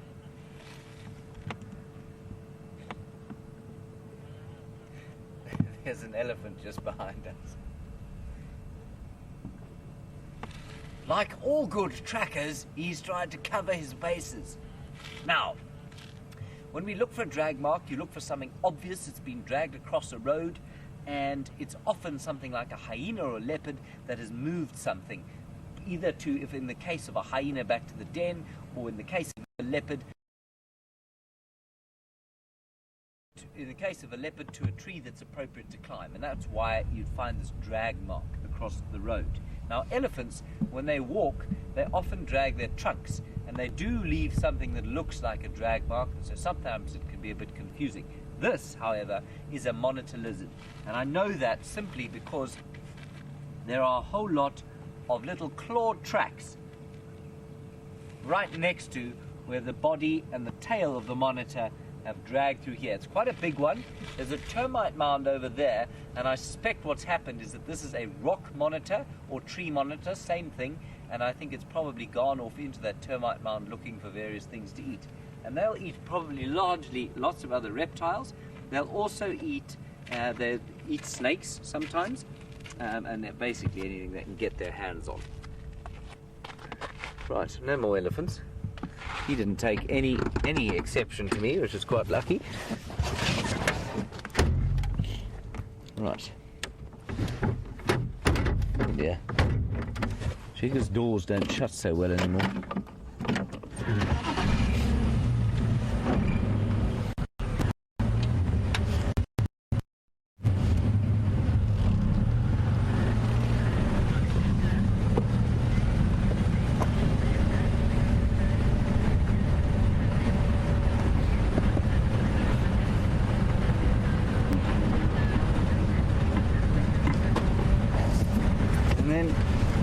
Tweeting is Phyllis, who says, "Isn't it an African salute when an elephant turns its bottom towards you?" Phyllis, I suppose it might be. I don't think it's an African salute, but you might call it an African salute. Just remember, when you do contact us on Twitter, it's lovely to hear where you're from as well, just so that we can join the dots as to where you are all tweeting from. It's wonderful to know which parts of this great globe you happen to be watching us from. There's some more elephants in Buffelshoek here. This is part of the group. Oh, you've seen her before, haven't you, Liam? Yeah. So there's a cow with a very recurved tusks.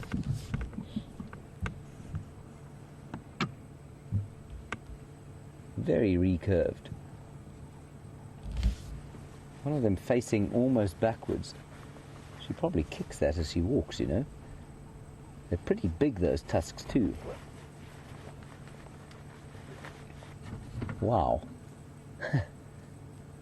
She's actually definitely probably got to be careful.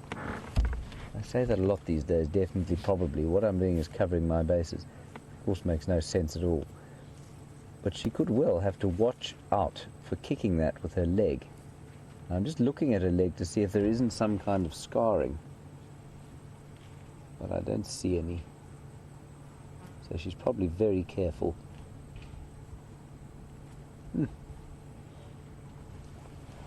It's fascinating. Just going to sneak a little bit forward. It sounds like there's a whole lot more to the right-hand side.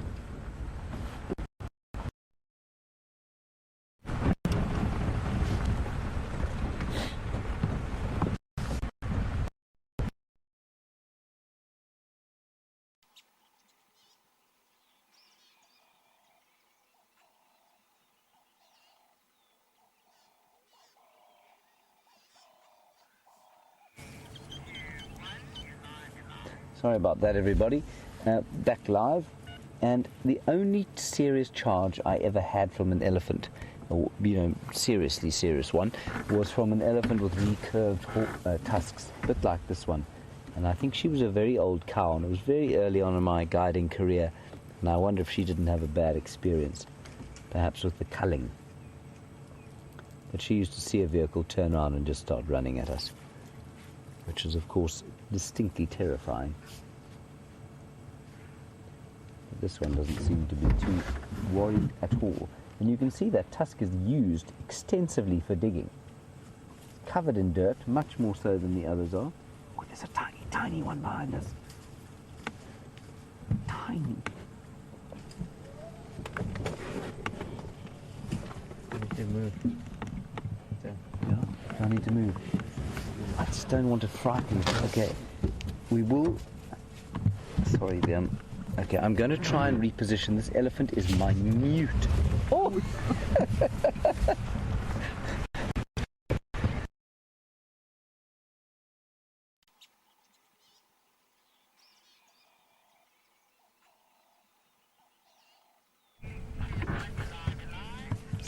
Sorry about that, everybody. I just don't want to start the engine and startle it or the mother. That is too priceless for words. That is a tiny, tiny elephant. Look, it's so sweet. So apparently Apparently Brent saw this one yesterday. We're just going to be very careful around here. The herd is just crossing all sides of us. And apparently that one wasn't looking good so yesterday because of the heat probably, but now seems to be absolutely fine. I'm just going to reverse back a bit. If we do lose us, I'm sorry in advance. It seems to be a bit dodgy in the signal here. We just need to move. Possibly when we move that we're losing it.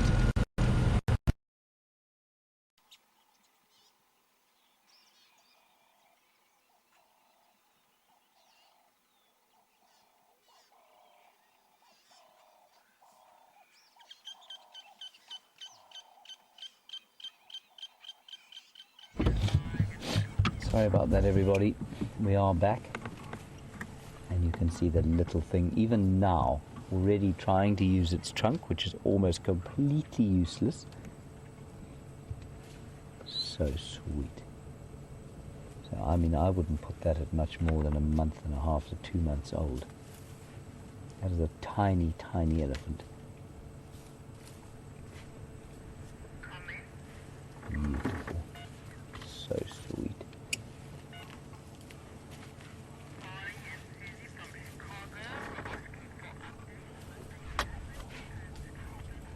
Mari and Susie in Chicago, thank you very much for your concern about this elephant which Brent saw yesterday. Apparently in some difficulty at Buffelshoek Dam, but you can rest assured clearly that, as you know, with elephants, they are so good at looking after each other when they're sick or infirm or not very well, and the same with babies. So they do look after each other, and I'm sure that's why this one is fine now.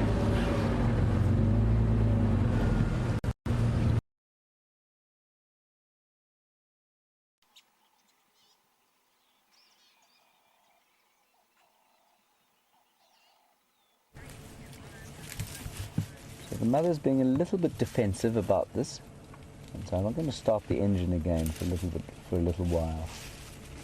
I want her to be completely comfortable around us.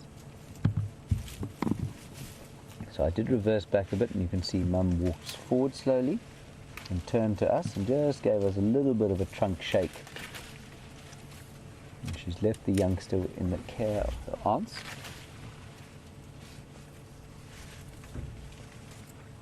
We'll just stop here and see if we can't get another view. There comes a little one. I don't know if you can get it, Yum. There it is. Even at this age, those little games that it's playing with the trunk, it's definitely not eating vegetation at this stage, but playing with it all the time. And those games will play a hugely important role as he or she learns to use that almost useless trunk. Oh look, this isn't a mother. Sorry, I got a little confused between the elephants. There he is trying to suckle. Isn't that wonderful?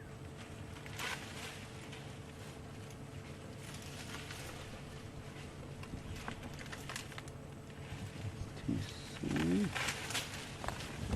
Hang on a second though. I wonder if that's not an aunt who's just tried to suckle from. I think it is, you know. I don't think that's the mother at all. I think he's just a little bit, he or she is just a little bit thirsty, and Mummy, who's busy defending the home at the moment, so the little one is looking for sustenance from someone else. I'm just trying to see again. I can't see. There seems to be definitely some attempt to suckle. I'm not sure that that cow is lactating. Let's see what happens now. That's just too sweet for words.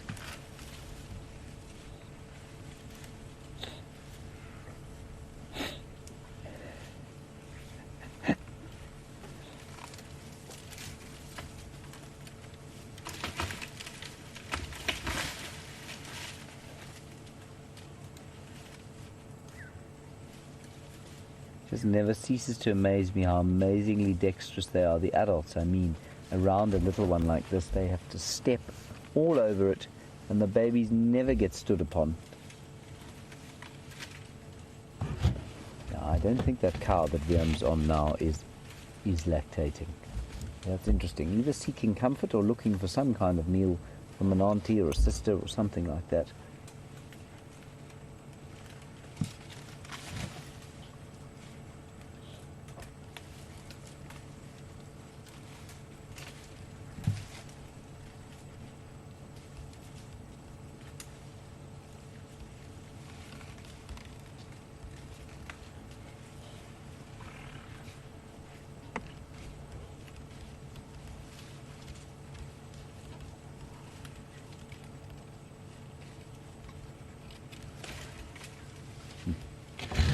Now again, seemingly with mother, and let's see, it doesn't try, and it's still a little bit behind.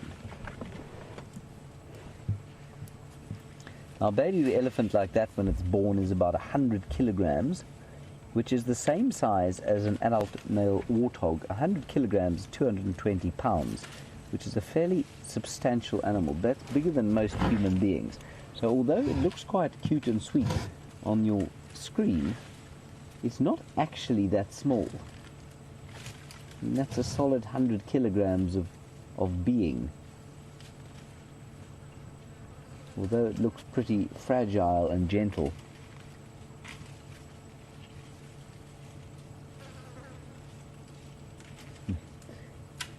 Clearly not that sure on its feet just yet. Watched it fall over. Most amusing.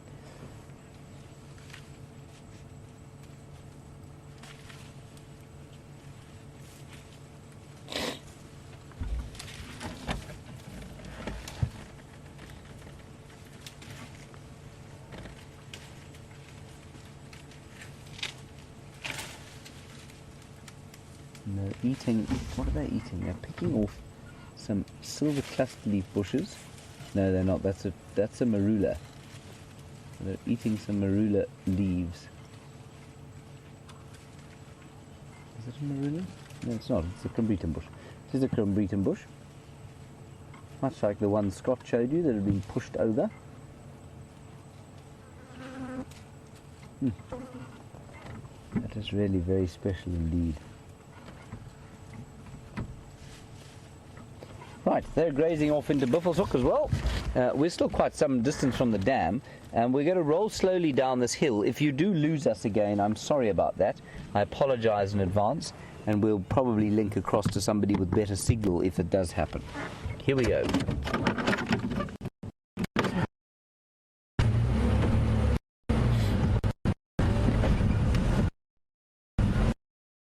Oh, that was lovely.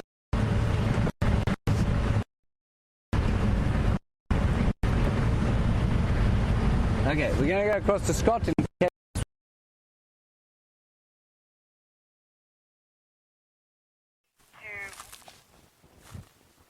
Welcome back, everyone. And we are just creeping through some very thick bush at the moment, so you've come at an exciting time. We're going to have to keep it slow, keep the old sock moving. Wind's still in our favor. Still, it's hardly blowing. It's a very still evening, but if anything, blowing slightly to our west, and we are making our way towards the treehouse waterhole. A slight change in plans from before. Just need to rig my radio back onto my belt. Before I carry on though, I've been carrying this shell for quite a while, and this is a perfect giant African land snail shell, as you can see, in its entirety. But what I forgot to mention earlier is that they're actually not white in color, and this one you can see has been slowly broken down by the sun. No different to, I guess, the hyena droppings that appear very white in color after they've been baked by the sun.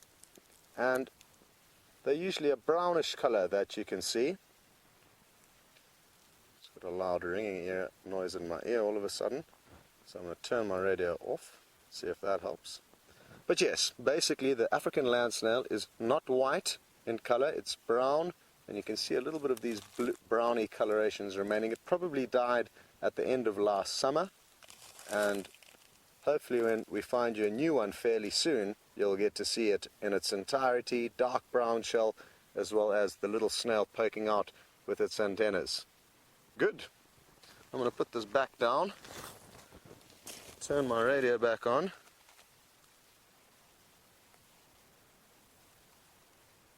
Seems better? Good. So we were going to make our way towards Philemon's Dip, but have now decided to go to Treehouse Dam instead. Jandra is also having some trouble with his radio. And those are the joys of being on a live safari. You get to see all the action in between. And let's hope the radio is working now.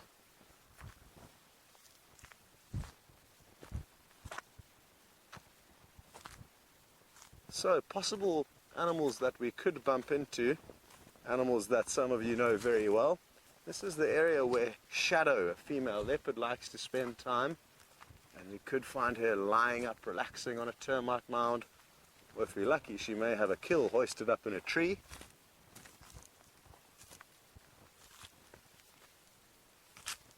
Quite a few elephants and buffalo have been moving through this area. Oh, there goes the radio again, making a very loud beeping noise in my ear. Jess, if you can hear me, could you just give me some confirmation that we're still live and what's going on? Not sure what's causing trouble with the radio. It might be that when Jess tries to communicate with me, it creates this loud ringing noise in my ear.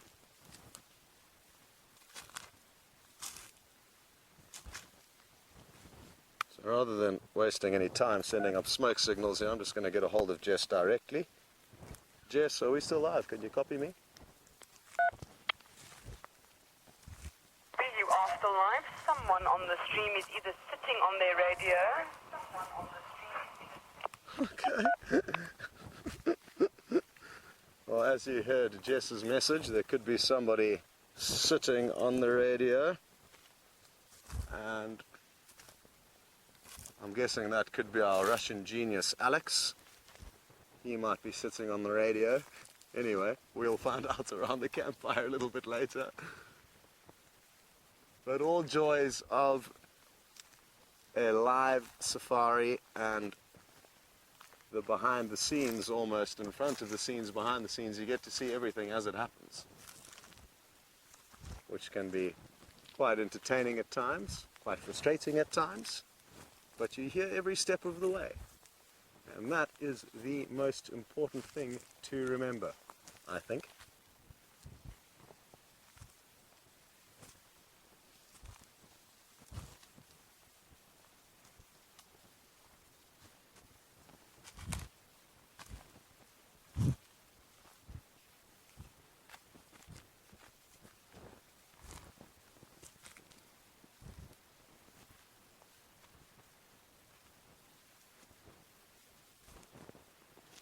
Now, we've got good comms now with the final control room, so that's good news. We're back in action and we can start focusing on the bushwalk and what's going on out here.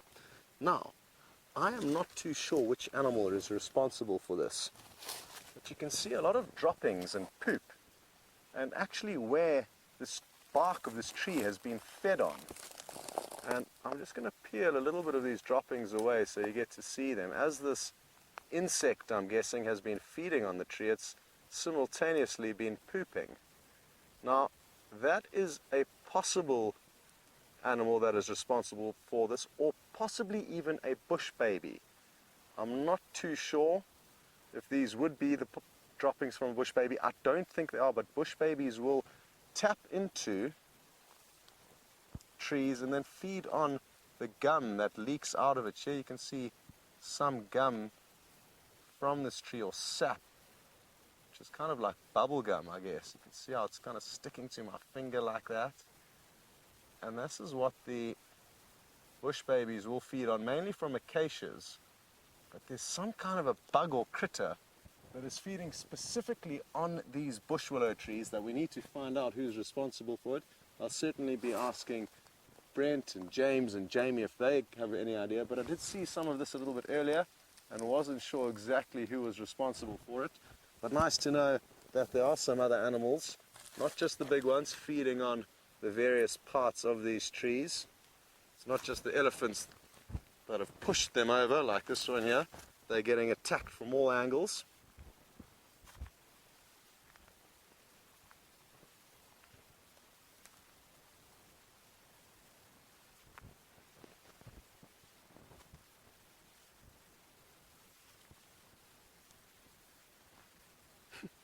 Well, Gregory on Twitter, good to have you on the bushwalk, and also good to hear that you like eating escargot, eating snails. I have never eaten a giant African land snail, but I certainly do know that they are edible and some of the local people will feed on them. What I have fed on, which is interesting and kind of in a similar bracket, is the African bullfrog. It's a very large frog that we will see in the summer months, and at a camp where I used to work in the southern Sabi Sands, the trackers were boiling a pot of these frogs one morning, and it was a rainy morning, I remember, and the thought of this hot frog that they'd been boiling in amongst chilies was quite good, and it tasted a lot like chicken. So that is a similar kind of being. That's strange that I have fed on, but I have yet to feed on the African land snail, but know that they are edible. Not a very popular cuisine in South Africa though, Gregory. But I'm sure if you come out, you'll be able to find a snail or two to fry up or cook however you desire.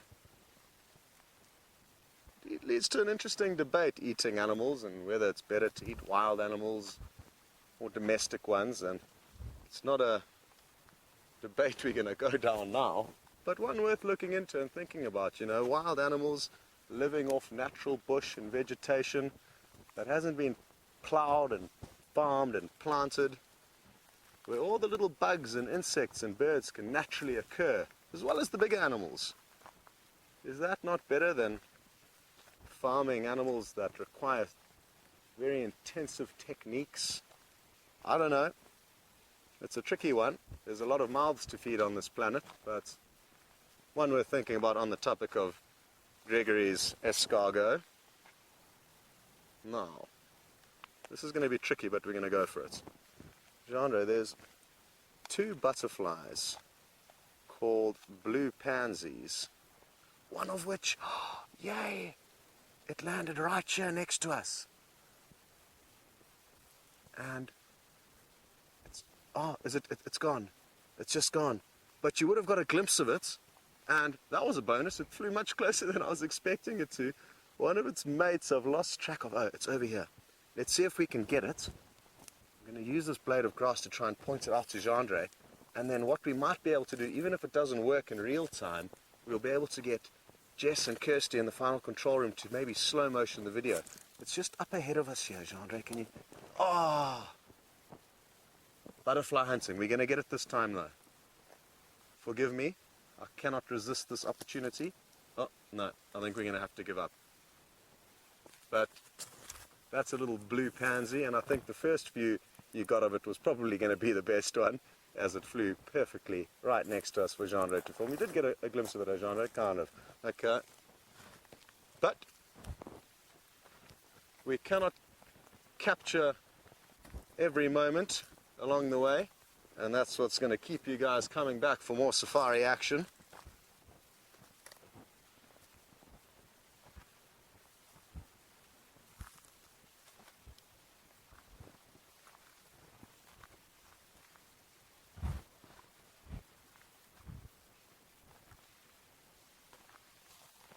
Well, we've got a new viewer, obviously hasn't been tuned in for very long this bushwalk, and she would like to know what I'm carrying in my hand. Well, Sherry, this is one of my socks. I don't have the most colourful or fancy of socks. It's just plain black that's faded a little bit. And within it is some ash from our campfire. And what it tells us is that at the moment there's hardly a breath of wind. And it's kind of all just wafting around in our direction. If it was going in any direction very strongly, we would know which way the wind was blowing in. So for now, it's a very still evening. And it just helps us to know how the wind's moving, because if we do get ourselves into a dangerous position, or better than that, before we get ourselves into a dangerous position, we know what the important factors are around us. Can the animals smell us? Can they only see us? Have they heard us? Which way should we go? Which way have they come from? All these different things can be pieced together quite quickly, but it's good to know the wind direction when on foot, because there are some potentially dangerous animals out here that we are going to be doing our best to avoid.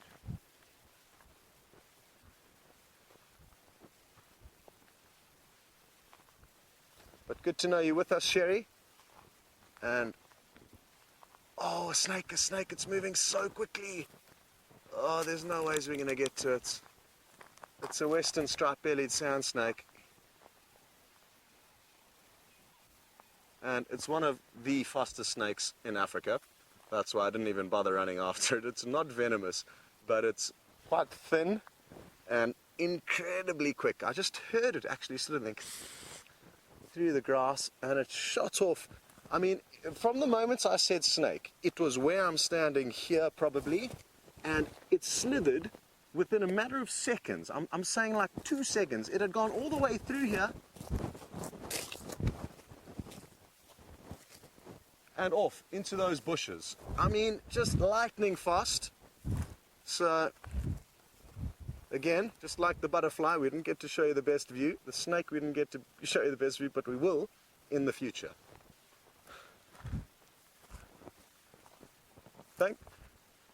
Thankfully, it wasn't a highly venomous snake. They are of little or no danger to us. No danger to us, the western striped-bellied sand snake. But it's also important to remember, especially for those people who are irrationally scared of snakes, they will generally avoid us at all costs, and they hear us coming, see us coming, feel us coming, and get out of our way long before they have to cause any damage to us, or us potentially cause any damage to them.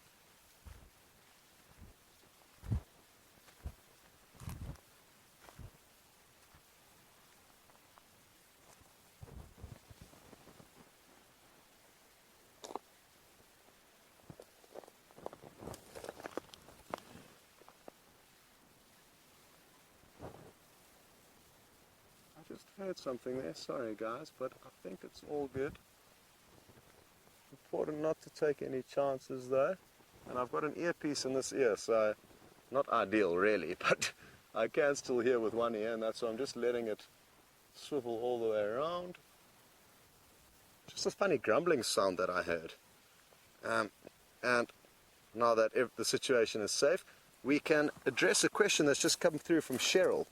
And she would like to know why I'm not wearing any kind of protection around my legs in the chance that a snake could bite me. It's a good question, Cheryl. I personally think there's far greater danger walking down the streets of any city than walking through the African bush, and feel quite safe and comfortable with as little clothing on as possible. And had you guys not been with us on this walk, I probably wouldn't have had a shirt, and I would have had some more comfortable open shoes on.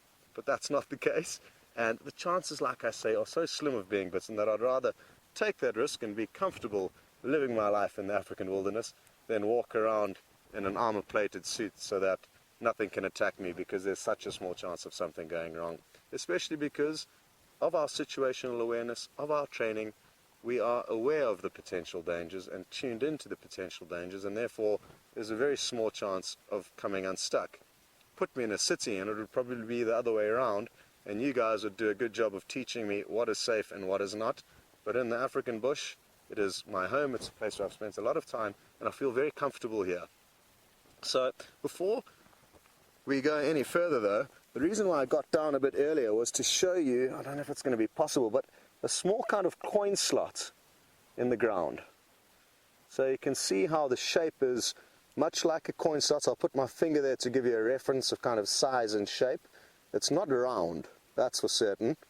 And an animal that lives in burrows like this, that are coin slotted in shape, would be a scorpion. Flat body, not a round body. And there's a scorpion in that hole. So that's something good to know. But we are probably not going to be able to entice it out for you. But if we came here at night, it may be waiting at the entrance to that burrow with its pincers ready to latch onto anything that walks past. They typically ambush predators. I just want to see if I can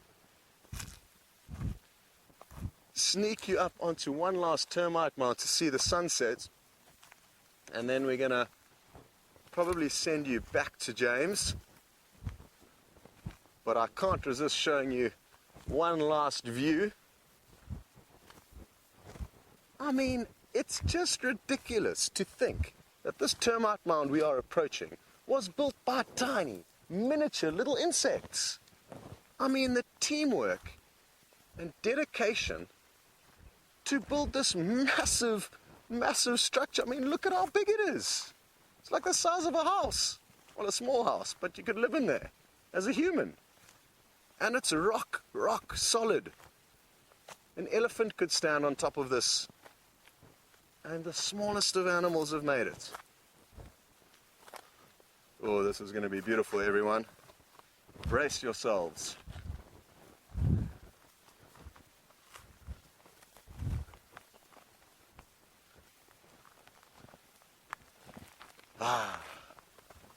So you could say we slightly early, ever so slightly. The sun's a little bit high up, but I actually couldn't see it from where we were down below.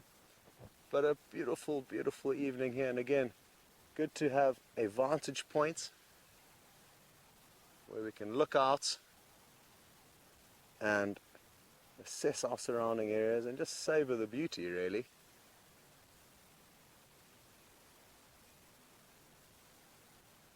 And while we are up here, I guess it may be quite a useful time to show you how intricate this building can be at its finest stages. Now, there's some very fine flakes of earth that have been very cleverly placed together piece by piece, and you can see all these little, very small, thin, fairly surprisingly strong. Well, I broke that little piece by mistake, but bear in mind, I'm not here trying to damage it. I'm just trying to understand how these guys go about building these massive structures. But all of this is the most recent growth, probably from within the last few weeks when we did get our last rain. You can see the older growth, which is here, is not nearly as fresh or bumpy, and rock solid. I mean, the fact that they can build these structures using just mud and their saliva is a miracle. It really is. All controlled by one lady buried deep in the royal chamber below us. She's a massive egg-laying machine. She's basically a grub that cannot move. She's got servants that run around her, either taking her eggs out or bringing her food in. But she just lies there laying eggs, potentially 30,000 eggs a day. And she needs to create those numbers daily to be able to look after her massive empire, which she's built. And what may have actually happened in this termite mound is that one female may have stayed alive for about 15 years, 12 to 15 years. They can live for long periods of time. And then when she dies, another female may come in and take over from her, or the mound may become inactive and dormant, and other animals will come and start living in here, like hyena, porcupine, warthog. So they are very important structures for the termites while they're alive, but also for other animals that will come and live in these mounds once the termites have moved out. So a keystone structure for this environment, also great for us to enjoy the sunset, and also very useful for leopards, checking for vantage points, checking for potential prey, and we're just going to have to take our hats off to these termites for their construction genius. I'm wondering what our easiest route down is, yeah? Probably the way we came. It was quite a nice natural staircase.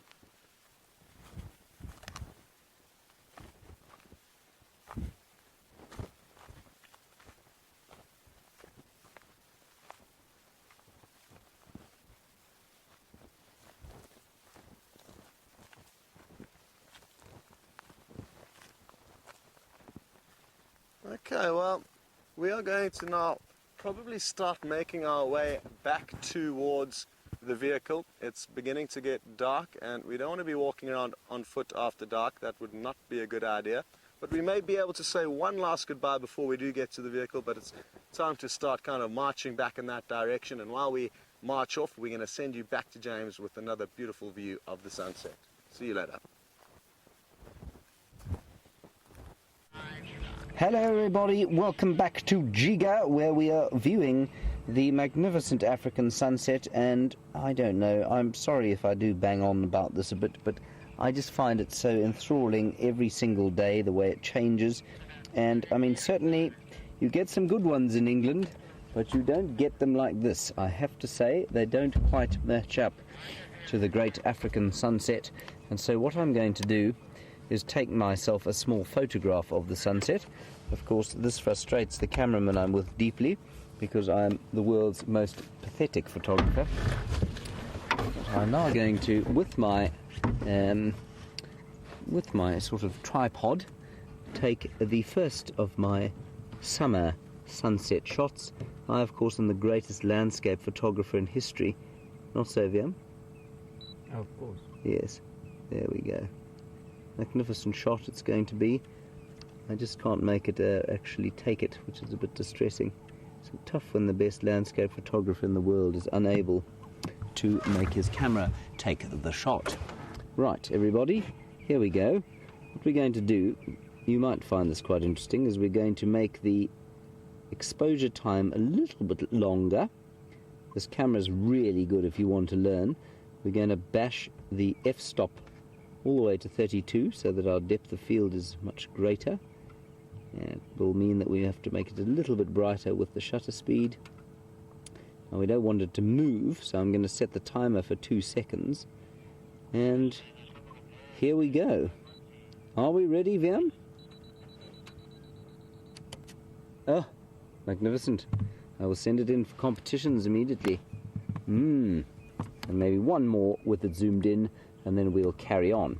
We haven't found any tracks, I'm afraid, people, but it's just so lovely to be out here. I can't express to you how marvellous it is to be back in the African wild. That is a really pretty average photograph, I have to say. I think we might leave it. I'll just take that one, just for the sake of it. There we go. Right, on we go. I think the less we say about that, the better, don't you, Liam? Mm-hmm. Yeah. I agree. Probably. Okay. I'll just edit it out later. We'll just edit it out. Okay. Here we go. So our plan now is going to be to head towards the Umlulwati drainage line as the sun sets below my first sunset. Sinks below the Drakensberg Mountains, and it's also amazing to see how far south the sun has come in the last 2 weeks while I've been away. When I left, it was probably about, if you're looking at it at this angle here, it was probably, if we were parked here 2 weeks ago, it would have been, say, over there. It would have been setting there. And in the middle of winter, of course, it's setting around there, like that. It is rather amazing how fast it does move. Right, here we go, towards the Umlulwati, hoping that some leopard has taken refuge in a drainage line there for some reason. We had a very nice giraffe sighting while you were walking with Scott. And Liam said to me, the sun is setting in the giraffe's eyes. And I thought he was just being poetic, you know, because he can be poetic, Liam. Doesn't say a great deal, but when he does speak, it's normally quite poetic. Unless he's hungry, in which case it's just abusive. And indeed, it was the sun setting in the giraffe's eyes. So perfectly was it lined up with our wonderful African sun.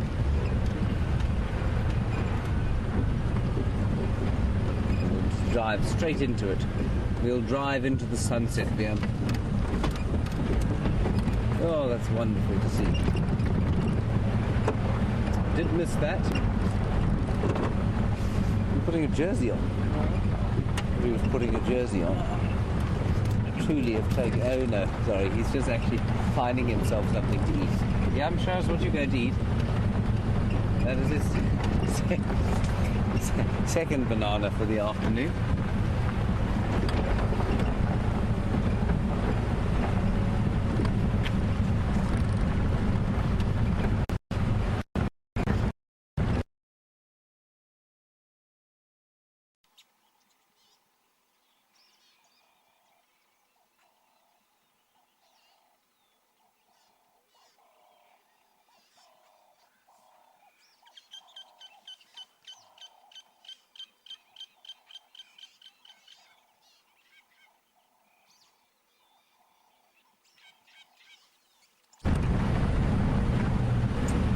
Sorry about that, everybody. Can't explain it myself. Lady Macbeth in the United Kingdom, where I've just been. You say you're going to find me a British sunset. I did actually have 3 very, very good ones in Cornwall. I must say that we had some wonderful setting suns over the sky, over the sea there. And while I don't think they're quite as magnificent as some of the ones we get here, what was so wonderful was that they lasted so long. Of course, the higher your latitude, so the further off north or south you go, the longer the sunset will last. And here, of course, that sun went down, probably, we were sat there for what, maybe 3 minutes? And the sun already went its whole length down the sky, and by the time we get out of here, it will have sunk completely, and in less than, say, 40 minutes, it will be almost pitch dark. And in the UK, of course, that was very different.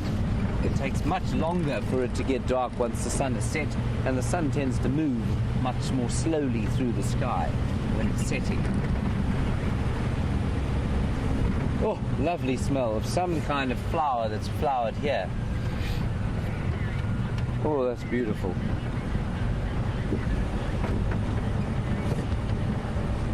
And then Sherry agreeing with me that she's never met a sunset she didn't like. Sherry, I have to agree, I've never met one I didn't like either. So enjoy them.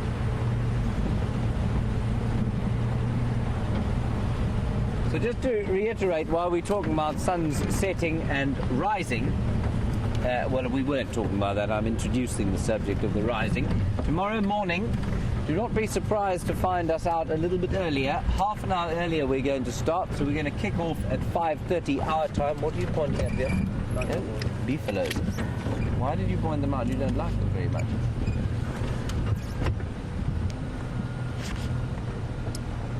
Ooh, wonderful view.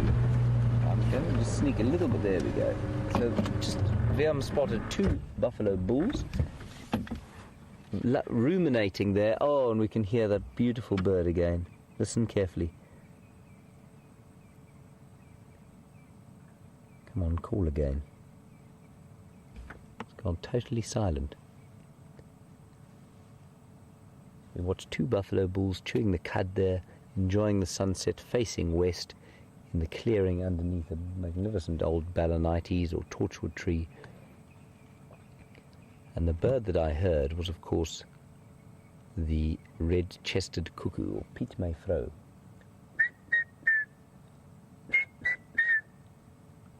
And such a wonderful images and memories that bird conjures up for me of my times in the wild. Right, anyway, as I was saying, before Liam spotted the buffaloes, we're going out half an hour earlier, so kick off at 5:30 for us.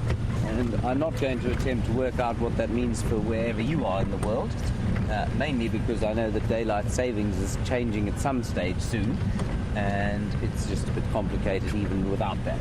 So whatever you're on, Central Eastern Time, or Western Time, or Mountain Time, or your own time, Greenwich Mean Time perhaps, if you're in Britain.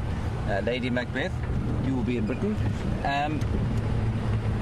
We're going to go half an hour earlier tomorrow morning and half an hour later tomorrow afternoon. So 4 o'clock Central African Time tomorrow afternoon and 5:30 Central African Time in the morning tomorrow.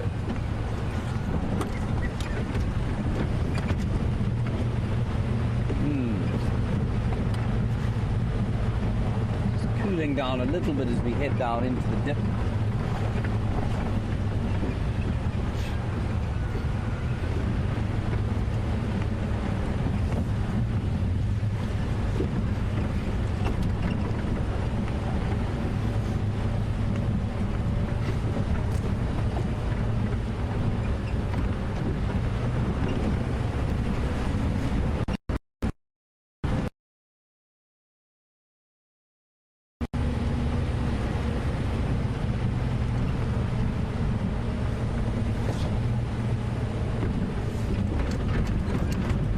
We may lose your picture here. I'm sorry about that if we do.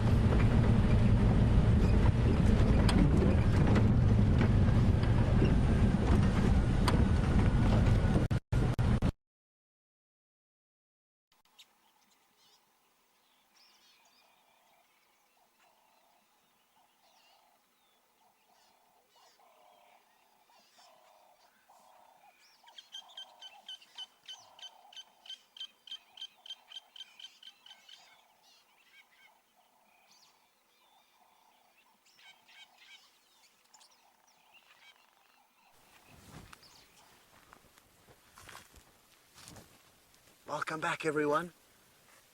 And it sounds like James was going through a bad signal area, but not to worry. You're back on foot, tighten your laces, and let's go. I did see some kudu up ahead of us. The Jandre and I were doing a mock stalk. We went into predator mode and are trying to now creep up on the kudu. Ooh, they might be able to smell us. The wind's blowing gently in their direction. But it'll be great to get you a visual of one animal on foot. Although it's important to remember that a lot of the time animals will be extremely nervous of us on foot. They're used to seeing us in the vehicles. They can hear us coming from a long way in the vehicles, and that makes them feel more at ease with our presence. Whereas on foot, they don't trust us as much. Genre, it's going to be a bit of a gamble, but straight ahead of us, we can see her actually looking at us. And drop Genre in the deep end here. He may just be able to pick her up. Oh, jeez, well, he's nailing it. So I just crept behind and taking a look at his monitor.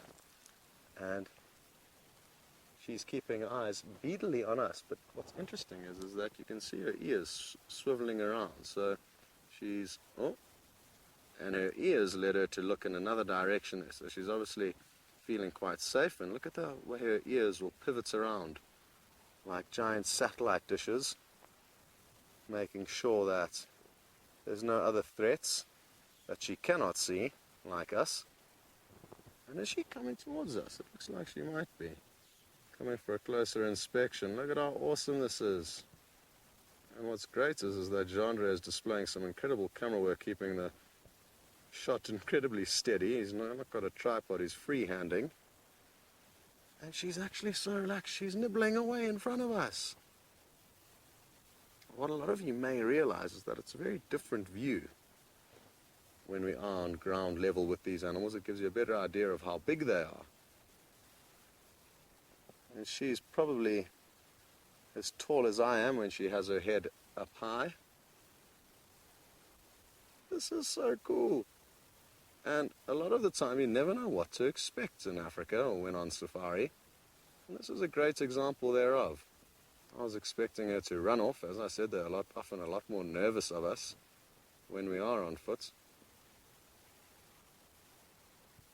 But probably the fact that we were stalking up on her, she must have thought we were somewhat slow and not dangerous, and comical perhaps, and thought, well, these guys are some kind of a joke. Certainly nothing that I need to be worried about. Let's try and get a little bit closer and see what happens.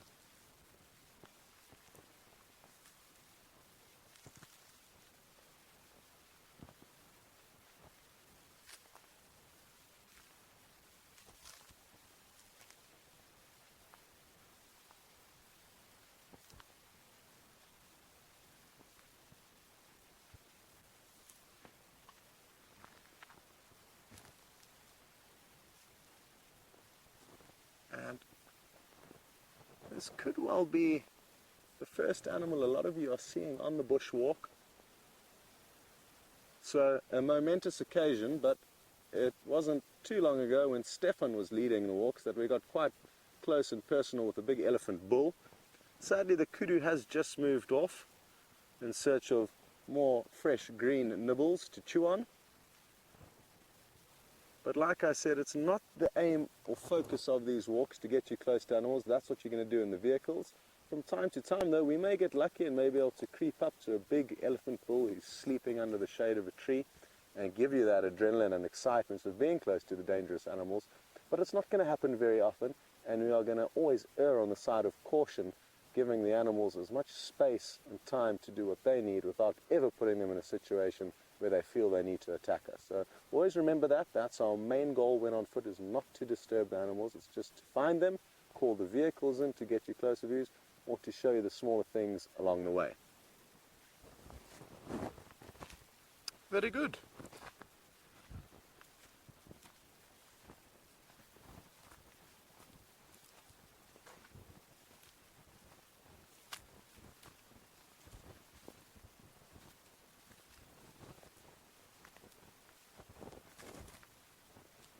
There's some beautiful pieces of old hardwood here that I want to pick up and show you. Now, I mean, this has even been burnt in a fire, but not even the fire was powerful enough to burn through this whole log. And look at how beautiful the grains are and all the shapes and textures along this branch. And that's the first one that I'd like to show you.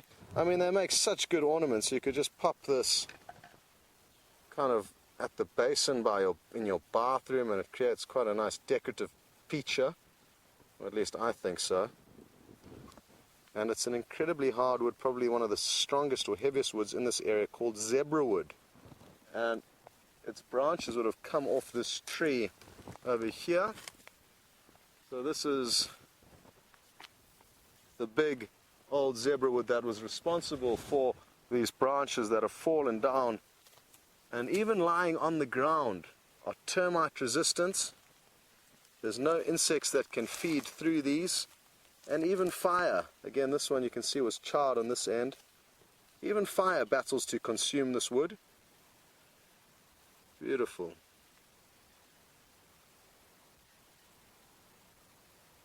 I'm a wood fan, everyone, so apologies if you don't like it, but I can't help but stop and show you these hardwoods.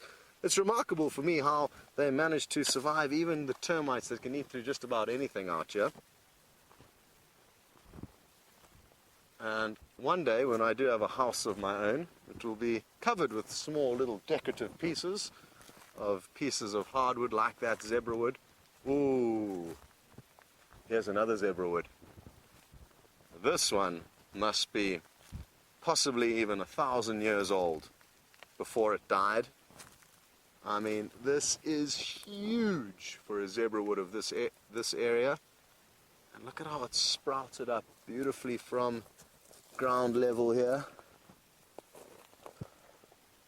And I mean, even this very thin piece of bark over here that I'm kind of playing with, I mean, it's probably only 2 millimeters thick, but I can't break it.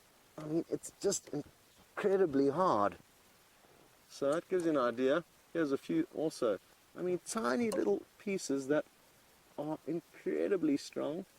What I like about the zebra woods as well is you get these small bits of lichen and moss growing on the bark. Come and have a closer look here. I'm not sure what the light's like now. It's probably not the best, but look at these beautiful lime green lichens that grow along the bark. I can assure you that there are 1 or 3 scorpions in this tree as well. There's lots of little rifts and cracks and grooves that they can live in. And if I had my scorpion torch here, my black light or UV torch, and it was pitch dark, I'm sure if we scanned it along this tree we'd find quite a few arboreal scorpions. But that'll be for another day, not for now.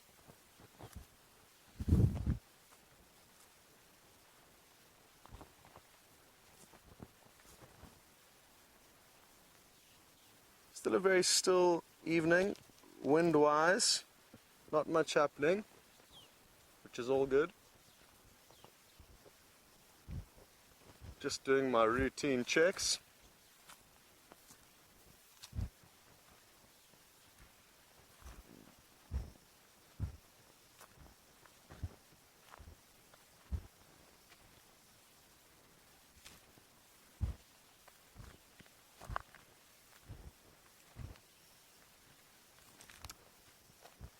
Well, good evening to Teresa in Virginia Beach, and I'm glad you've made the suggestion you have because it's a good one.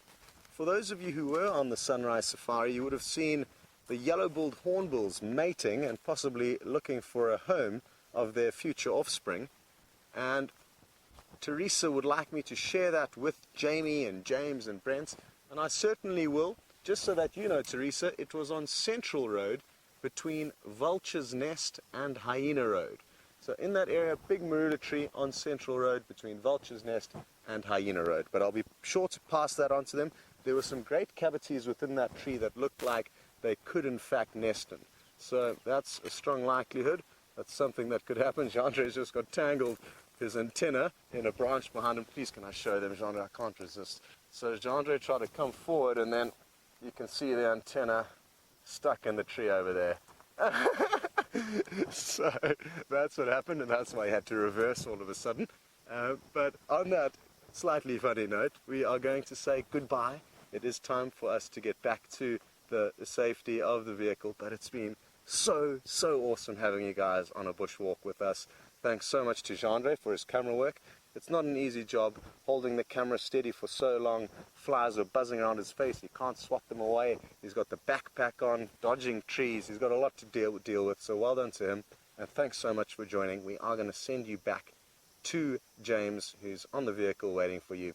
And you can look forward to Brent taking you out for a walk tomorrow morning. And I'm going to be the one chauffeuring the vehicle around. Anyway, it's been wonderful, and thanks so much. We need to head off. See you next time.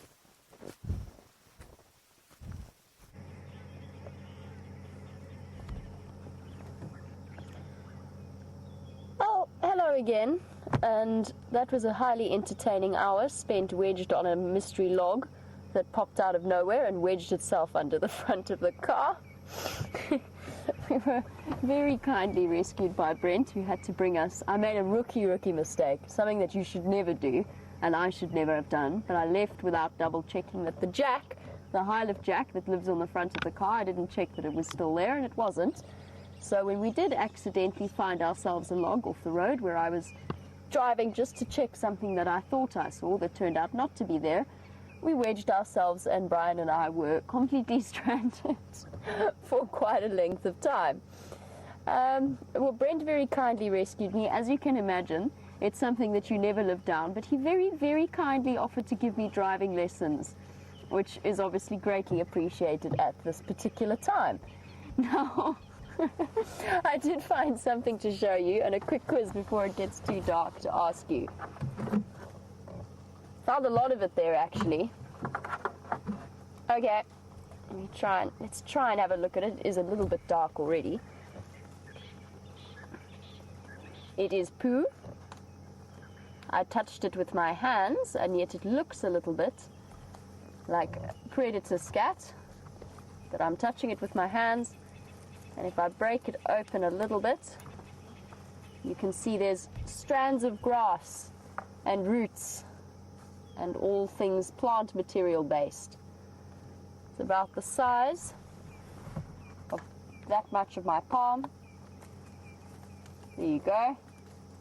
So, question for you guys is, what is it? There were a couple of them around, one of which was actually positioned quite high up into a bush, which I actually can't quite work out how that happened. I'm a little bit confused by that one myself, and suitably impressed with the animal concerned. Alrighty, so what is it, everybody? You can send your answers through to #SafariLive on Twitter, or you can email through to questions@wildearth.tv. It's something that I have yet to see whilst I've been here, or at least I've yet to see on a live drive on the Sabi Sands. They are obviously around, given that they're depositing their dung in places. And I have returned to Buffelshoek Dam. I'm going to give a quick scan with my spotlight, but I don't think there's anything here, apart from the hippo, who's quite happily in the water. And back again. Doesn't look like there's much hanging around at Buffelshoek Dam.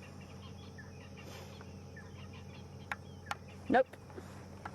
So whatever it was that I saw, and I'm starting to think was in my imagination, somewhat sadly, resulted in a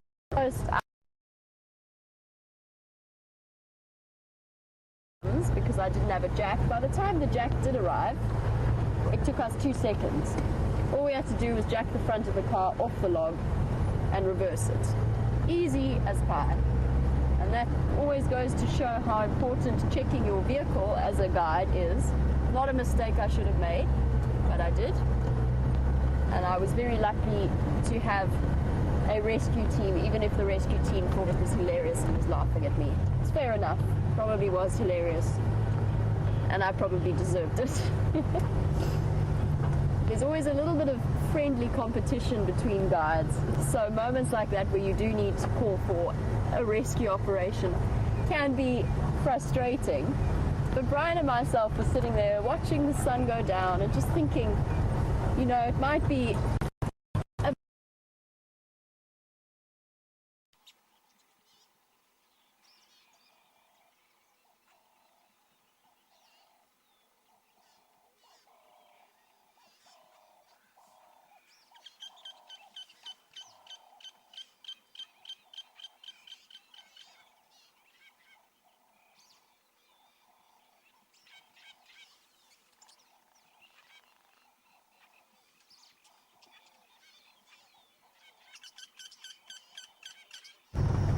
Hello everyone. Whoopsie daisy, and we disappeared there for a moment. Sorry about that. I tried to take the road from Buffelshoek that I know has signal, but I think we must have just gone into a little bit of a dip from there. I'm heading on my way towards Cheetah Cutline. Anyway, I was in mid-sentence and it was quite profound, so I'll finish that thought. But although Brian and I were rather stuck and rather stranded, worst places in the world to be stuck. We could have been in a traffic jam and rush hour on our way home through a city. So it definitely wasn't too awful a situation to be in. There was nothing we could do except simply sit and enjoy the beautiful African sunset that we had. All in all, not a disaster and definitely lesson learned. Would have been if the car had been damaged, but it's not. It's absolutely fine. Sometimes these logs just sneak out at you. And if it had been an inch taller or so, we probably would have been absolutely fine. We wouldn't have been able to be beached upon.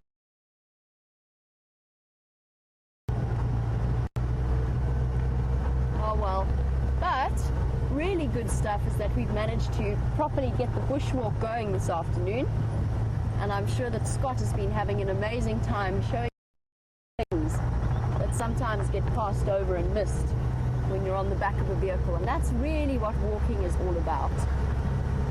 To me, it was one of my favorite things to do, to take volunteers out, because you notice a change, a complete change in the way that they respond to the bush after that. It just gives everybody that opportunity to really get into the smaller things and experience it on a more base level.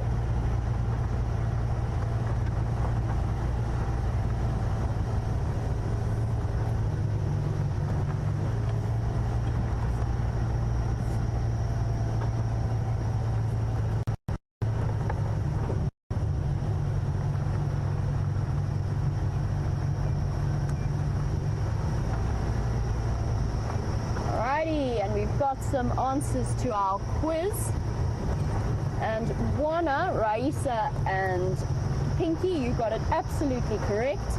It was indeed a porcupine. And then other answers. Lady Beth, warthog looks a lot like zebra. I'm going to test you on that one next to try and catch you out, which I mentioned I was going to do, so there was almost a trick there. And then in terms of hippo dung, although it scatters, if it's a male, it's usually in balls, and it doesn't look so much like predator scat. That kind of porcupine poo you could almost confuse with a jackal in terms of shape and size. So important to remember that. But obviously if it was jackal feces or jackal scat, then I wouldn't be playing too much with it. The interesting thing that I have noticed is that I don't see many tracks of porcupines walking along the road here, and I'm not quite sure why that is. They must be around, but I haven't seen them, and I haven't seen any quills dropped yet either. But well done to the regular viewers who got it absolutely correct. The largest rodent in South Africa. And definitely one of my favorites to see. I'm really hoping we get to see one on one of the live drives, especially now that we've changed the times, or we will be changing the times as of tomorrow. So we'll be starting half an hour earlier in the morning and half an hour later in the evening. And that also gives us the opportunity to give those little nocturnal critters an extra chance to pop out. And hopefully amongst them will be a porcupine. And porcupines are amazing creatures, so they mate for life, which is quite unusual in the rodent family. I mean, you don't really see it that much with the smaller rodents that we typically think of. And not only do they mate for life, but they also actively mate once a day, at least once a day, to reaffirm their bond. As you can imagine, it's something that they do very carefully. And there's not a high fertility rate, so they only have about 1 or 2 baby porcupines a year, maybe 2 sets of babies a year. But they still mate every day to reaffirm their bond between them. That being said, they usually forage alone unless you happen to see a mother with babies, and baby porcupines are absolutely adorable. Little miniatures of their parents, complete with fiercely armed quills.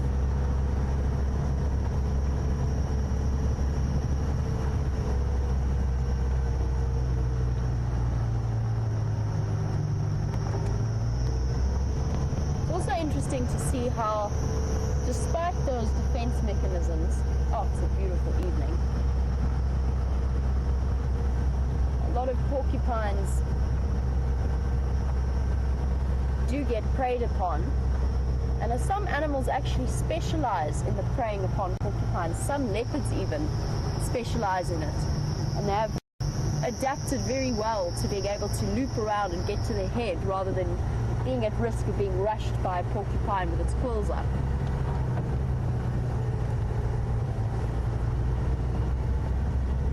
But I can imagine it's quite a risky business. And you often see lions and leopards, I don't know why, but especially in Kruger, you often see them with quills sticking out of their noses or in their top lips, from where they've clearly had an encounter with an angry porcupine or an irate porcupine.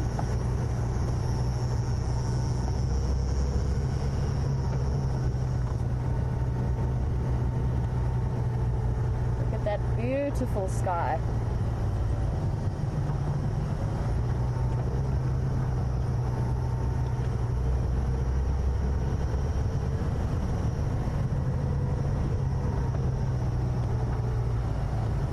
Another glorious summer evening comes to an end.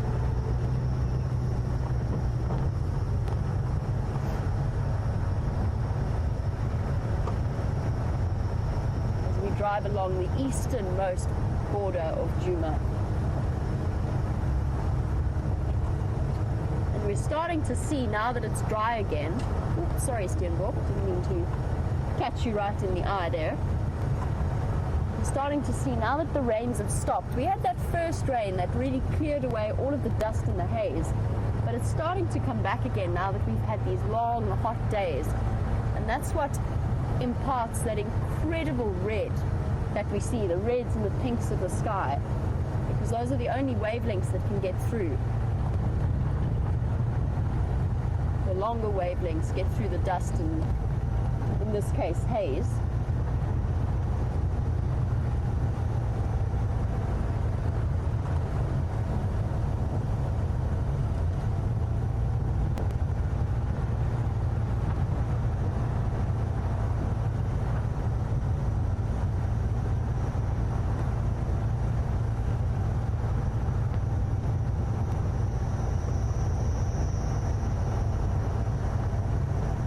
Quite nice to see that Wendy's driving perfectly straight as always. So no damage done to a steering bar or anything like that. That was my first and major concern.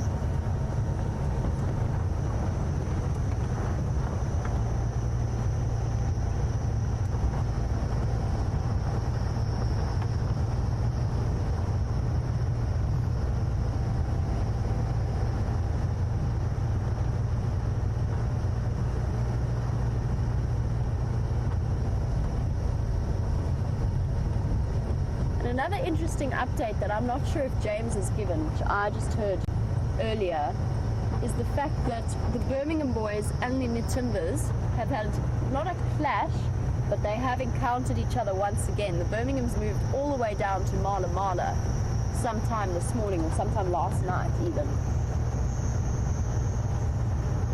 And there was no physical conflict, but apparently the Matimbas did run away until they'd put about 3 kilometers distance. But they are both on the same property quite far south.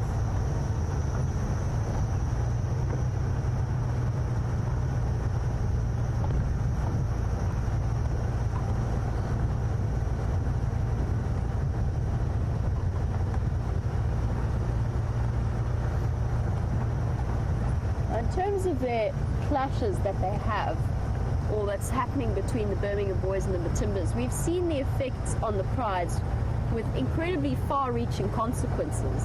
So to the Nkuhumas, who we haven't seen in quite a long time, to the Sticks as well, and then the Salala pride, who came on to Arathusa 2 days ago for the first time, trying to get away from the Matimba males. And Andrea, you sent an email through asking how many lion prides there are in this area. It's quite a difficult one to answer because they move around a lot. The ones that we generally see in terms of our traverse area, so on Juma and Arathusa, are the Nkuhuma pride as well as the Sticks pride.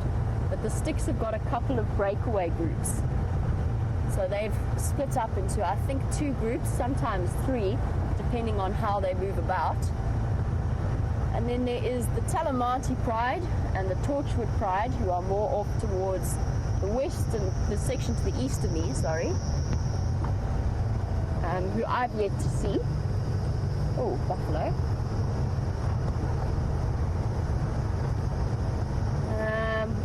Then there's lots of other lion prides that we've seen. So we saw the Salala pride on Sunday.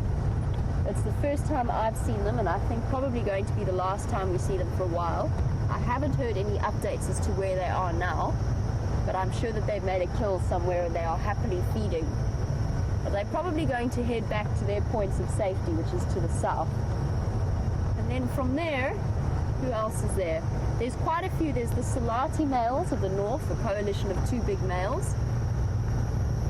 And then further north into Manyuleti, then there's other prides there as well, in Tinswalu. I don't know the names of all the prides. There's the Castletons off to the south around Londolozi, who I think were connected at some point to the Salala pride. Lots of... Oh, bug in the eye. There's lots and lots of lions around, but most of them at the moment, because of all of the shenanigans of the Birmingham boys, most of them have disappeared off Juma for now. They've gone into hiding.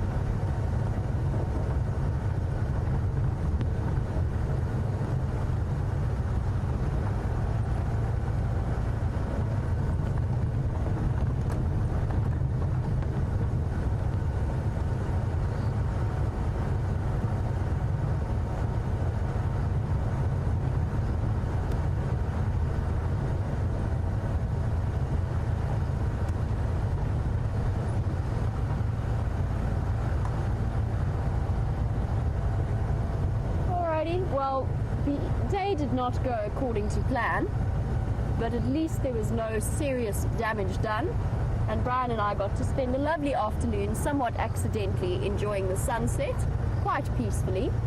I am, of course, not going to hear the end of it when I get home. There's going to be much to be said about the log that I found, but I'm sure that I can weather that fairly safely without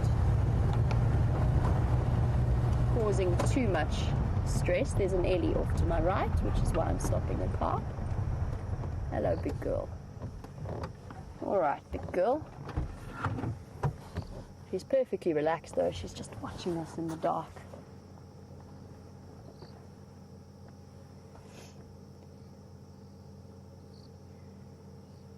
And definitely a special way to end the evening.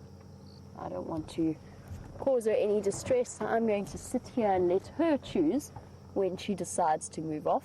I think I saw a calf behind her as well. It's quite hard to see in the sort of dim light, but I'm going to leave her to finish up whatever she's doing. But yes, as I said, I'm definitely not going to be hearing the end of all of this when I get home tonight. I shall survive, and definitely not a mistake that I will be repeating in the future, especially to leave without a jack. It was definitely a bad idea. Hello, big girl. Maybe just keep an eye on her this way. Not stressed out at all. She's just coming through to us. Oh, there's another Ellie.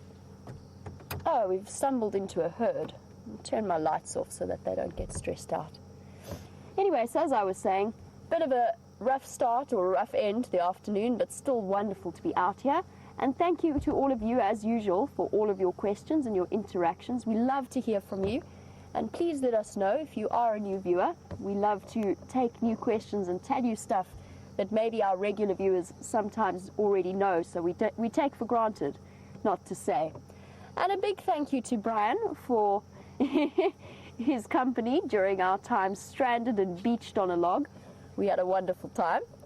And we will catch up with you tomorrow morning for the Sunrise Safari. Have a wonderful day wherever you are in the world, and we will see you then. Bye-bye, everybody. Have a great day.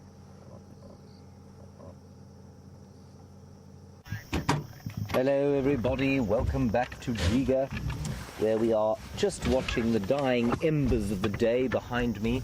I'm silhouetted by the dying embers of the day. Well, not so much silhouetted, I'm not going to talk about that anymore, I'm not making any sense. Right, so, a question from Raisa, and Raisa, I think you're in Finland if I'm not mistaken. You, of course, along with Jeffrey from Texas, pointed out that there is in fact a Kigelia africana or sausage tree on the reserve, and you were worried that it has flowered. Now, I went past there today, I don't know if you were watching this morning, but it has not flowered. It's only just come into leaf, so I think it should probably flower in about a month's time, so I'll keep you posted on that. Beautiful red flowers that it has, pollinated by bats as far as I understand it. And then you're also worried that the Scotia brachypetala or weeping boerbean has perhaps flowered without your notice. No, I don't believe it has either. That will come shortly. I think probably a little bit sooner than the Kigelia, but probably around about the same time. So don't worry about that, Raisa. You will be okay. You will see the flowers with any luck. Keep watching. And because you have told me that there is, in fact, I've unplugged myself, so I could probably rattle on here until about 9 o'clock. We've got about 2 minutes left, I'm told. So it's very crucial that I have the directress in my ear, otherwise I won't know what to do and I'll become catatonic and just stare blankly at the screen. Right, it's been a marvellous day to be back. I have to tell you, while England was very glorious and very wonderful to be in, I have loved every second of the feeling of this hot African day on my skin, and yes, it's been a little sweaty, but that's quite a nice feeling. When you've just come out of the cold of England. It's been wonderful to have the sound of the red-chested cuckoo, the first one that I've heard of the season. Just memories came flooding back with its call, and likewise endless memories as we went past a number of the beautiful smells out here of the spring flowers, the hopefully gardenias sometime soon, and then of course the subtleness of the acacias. So that's been really wonderful.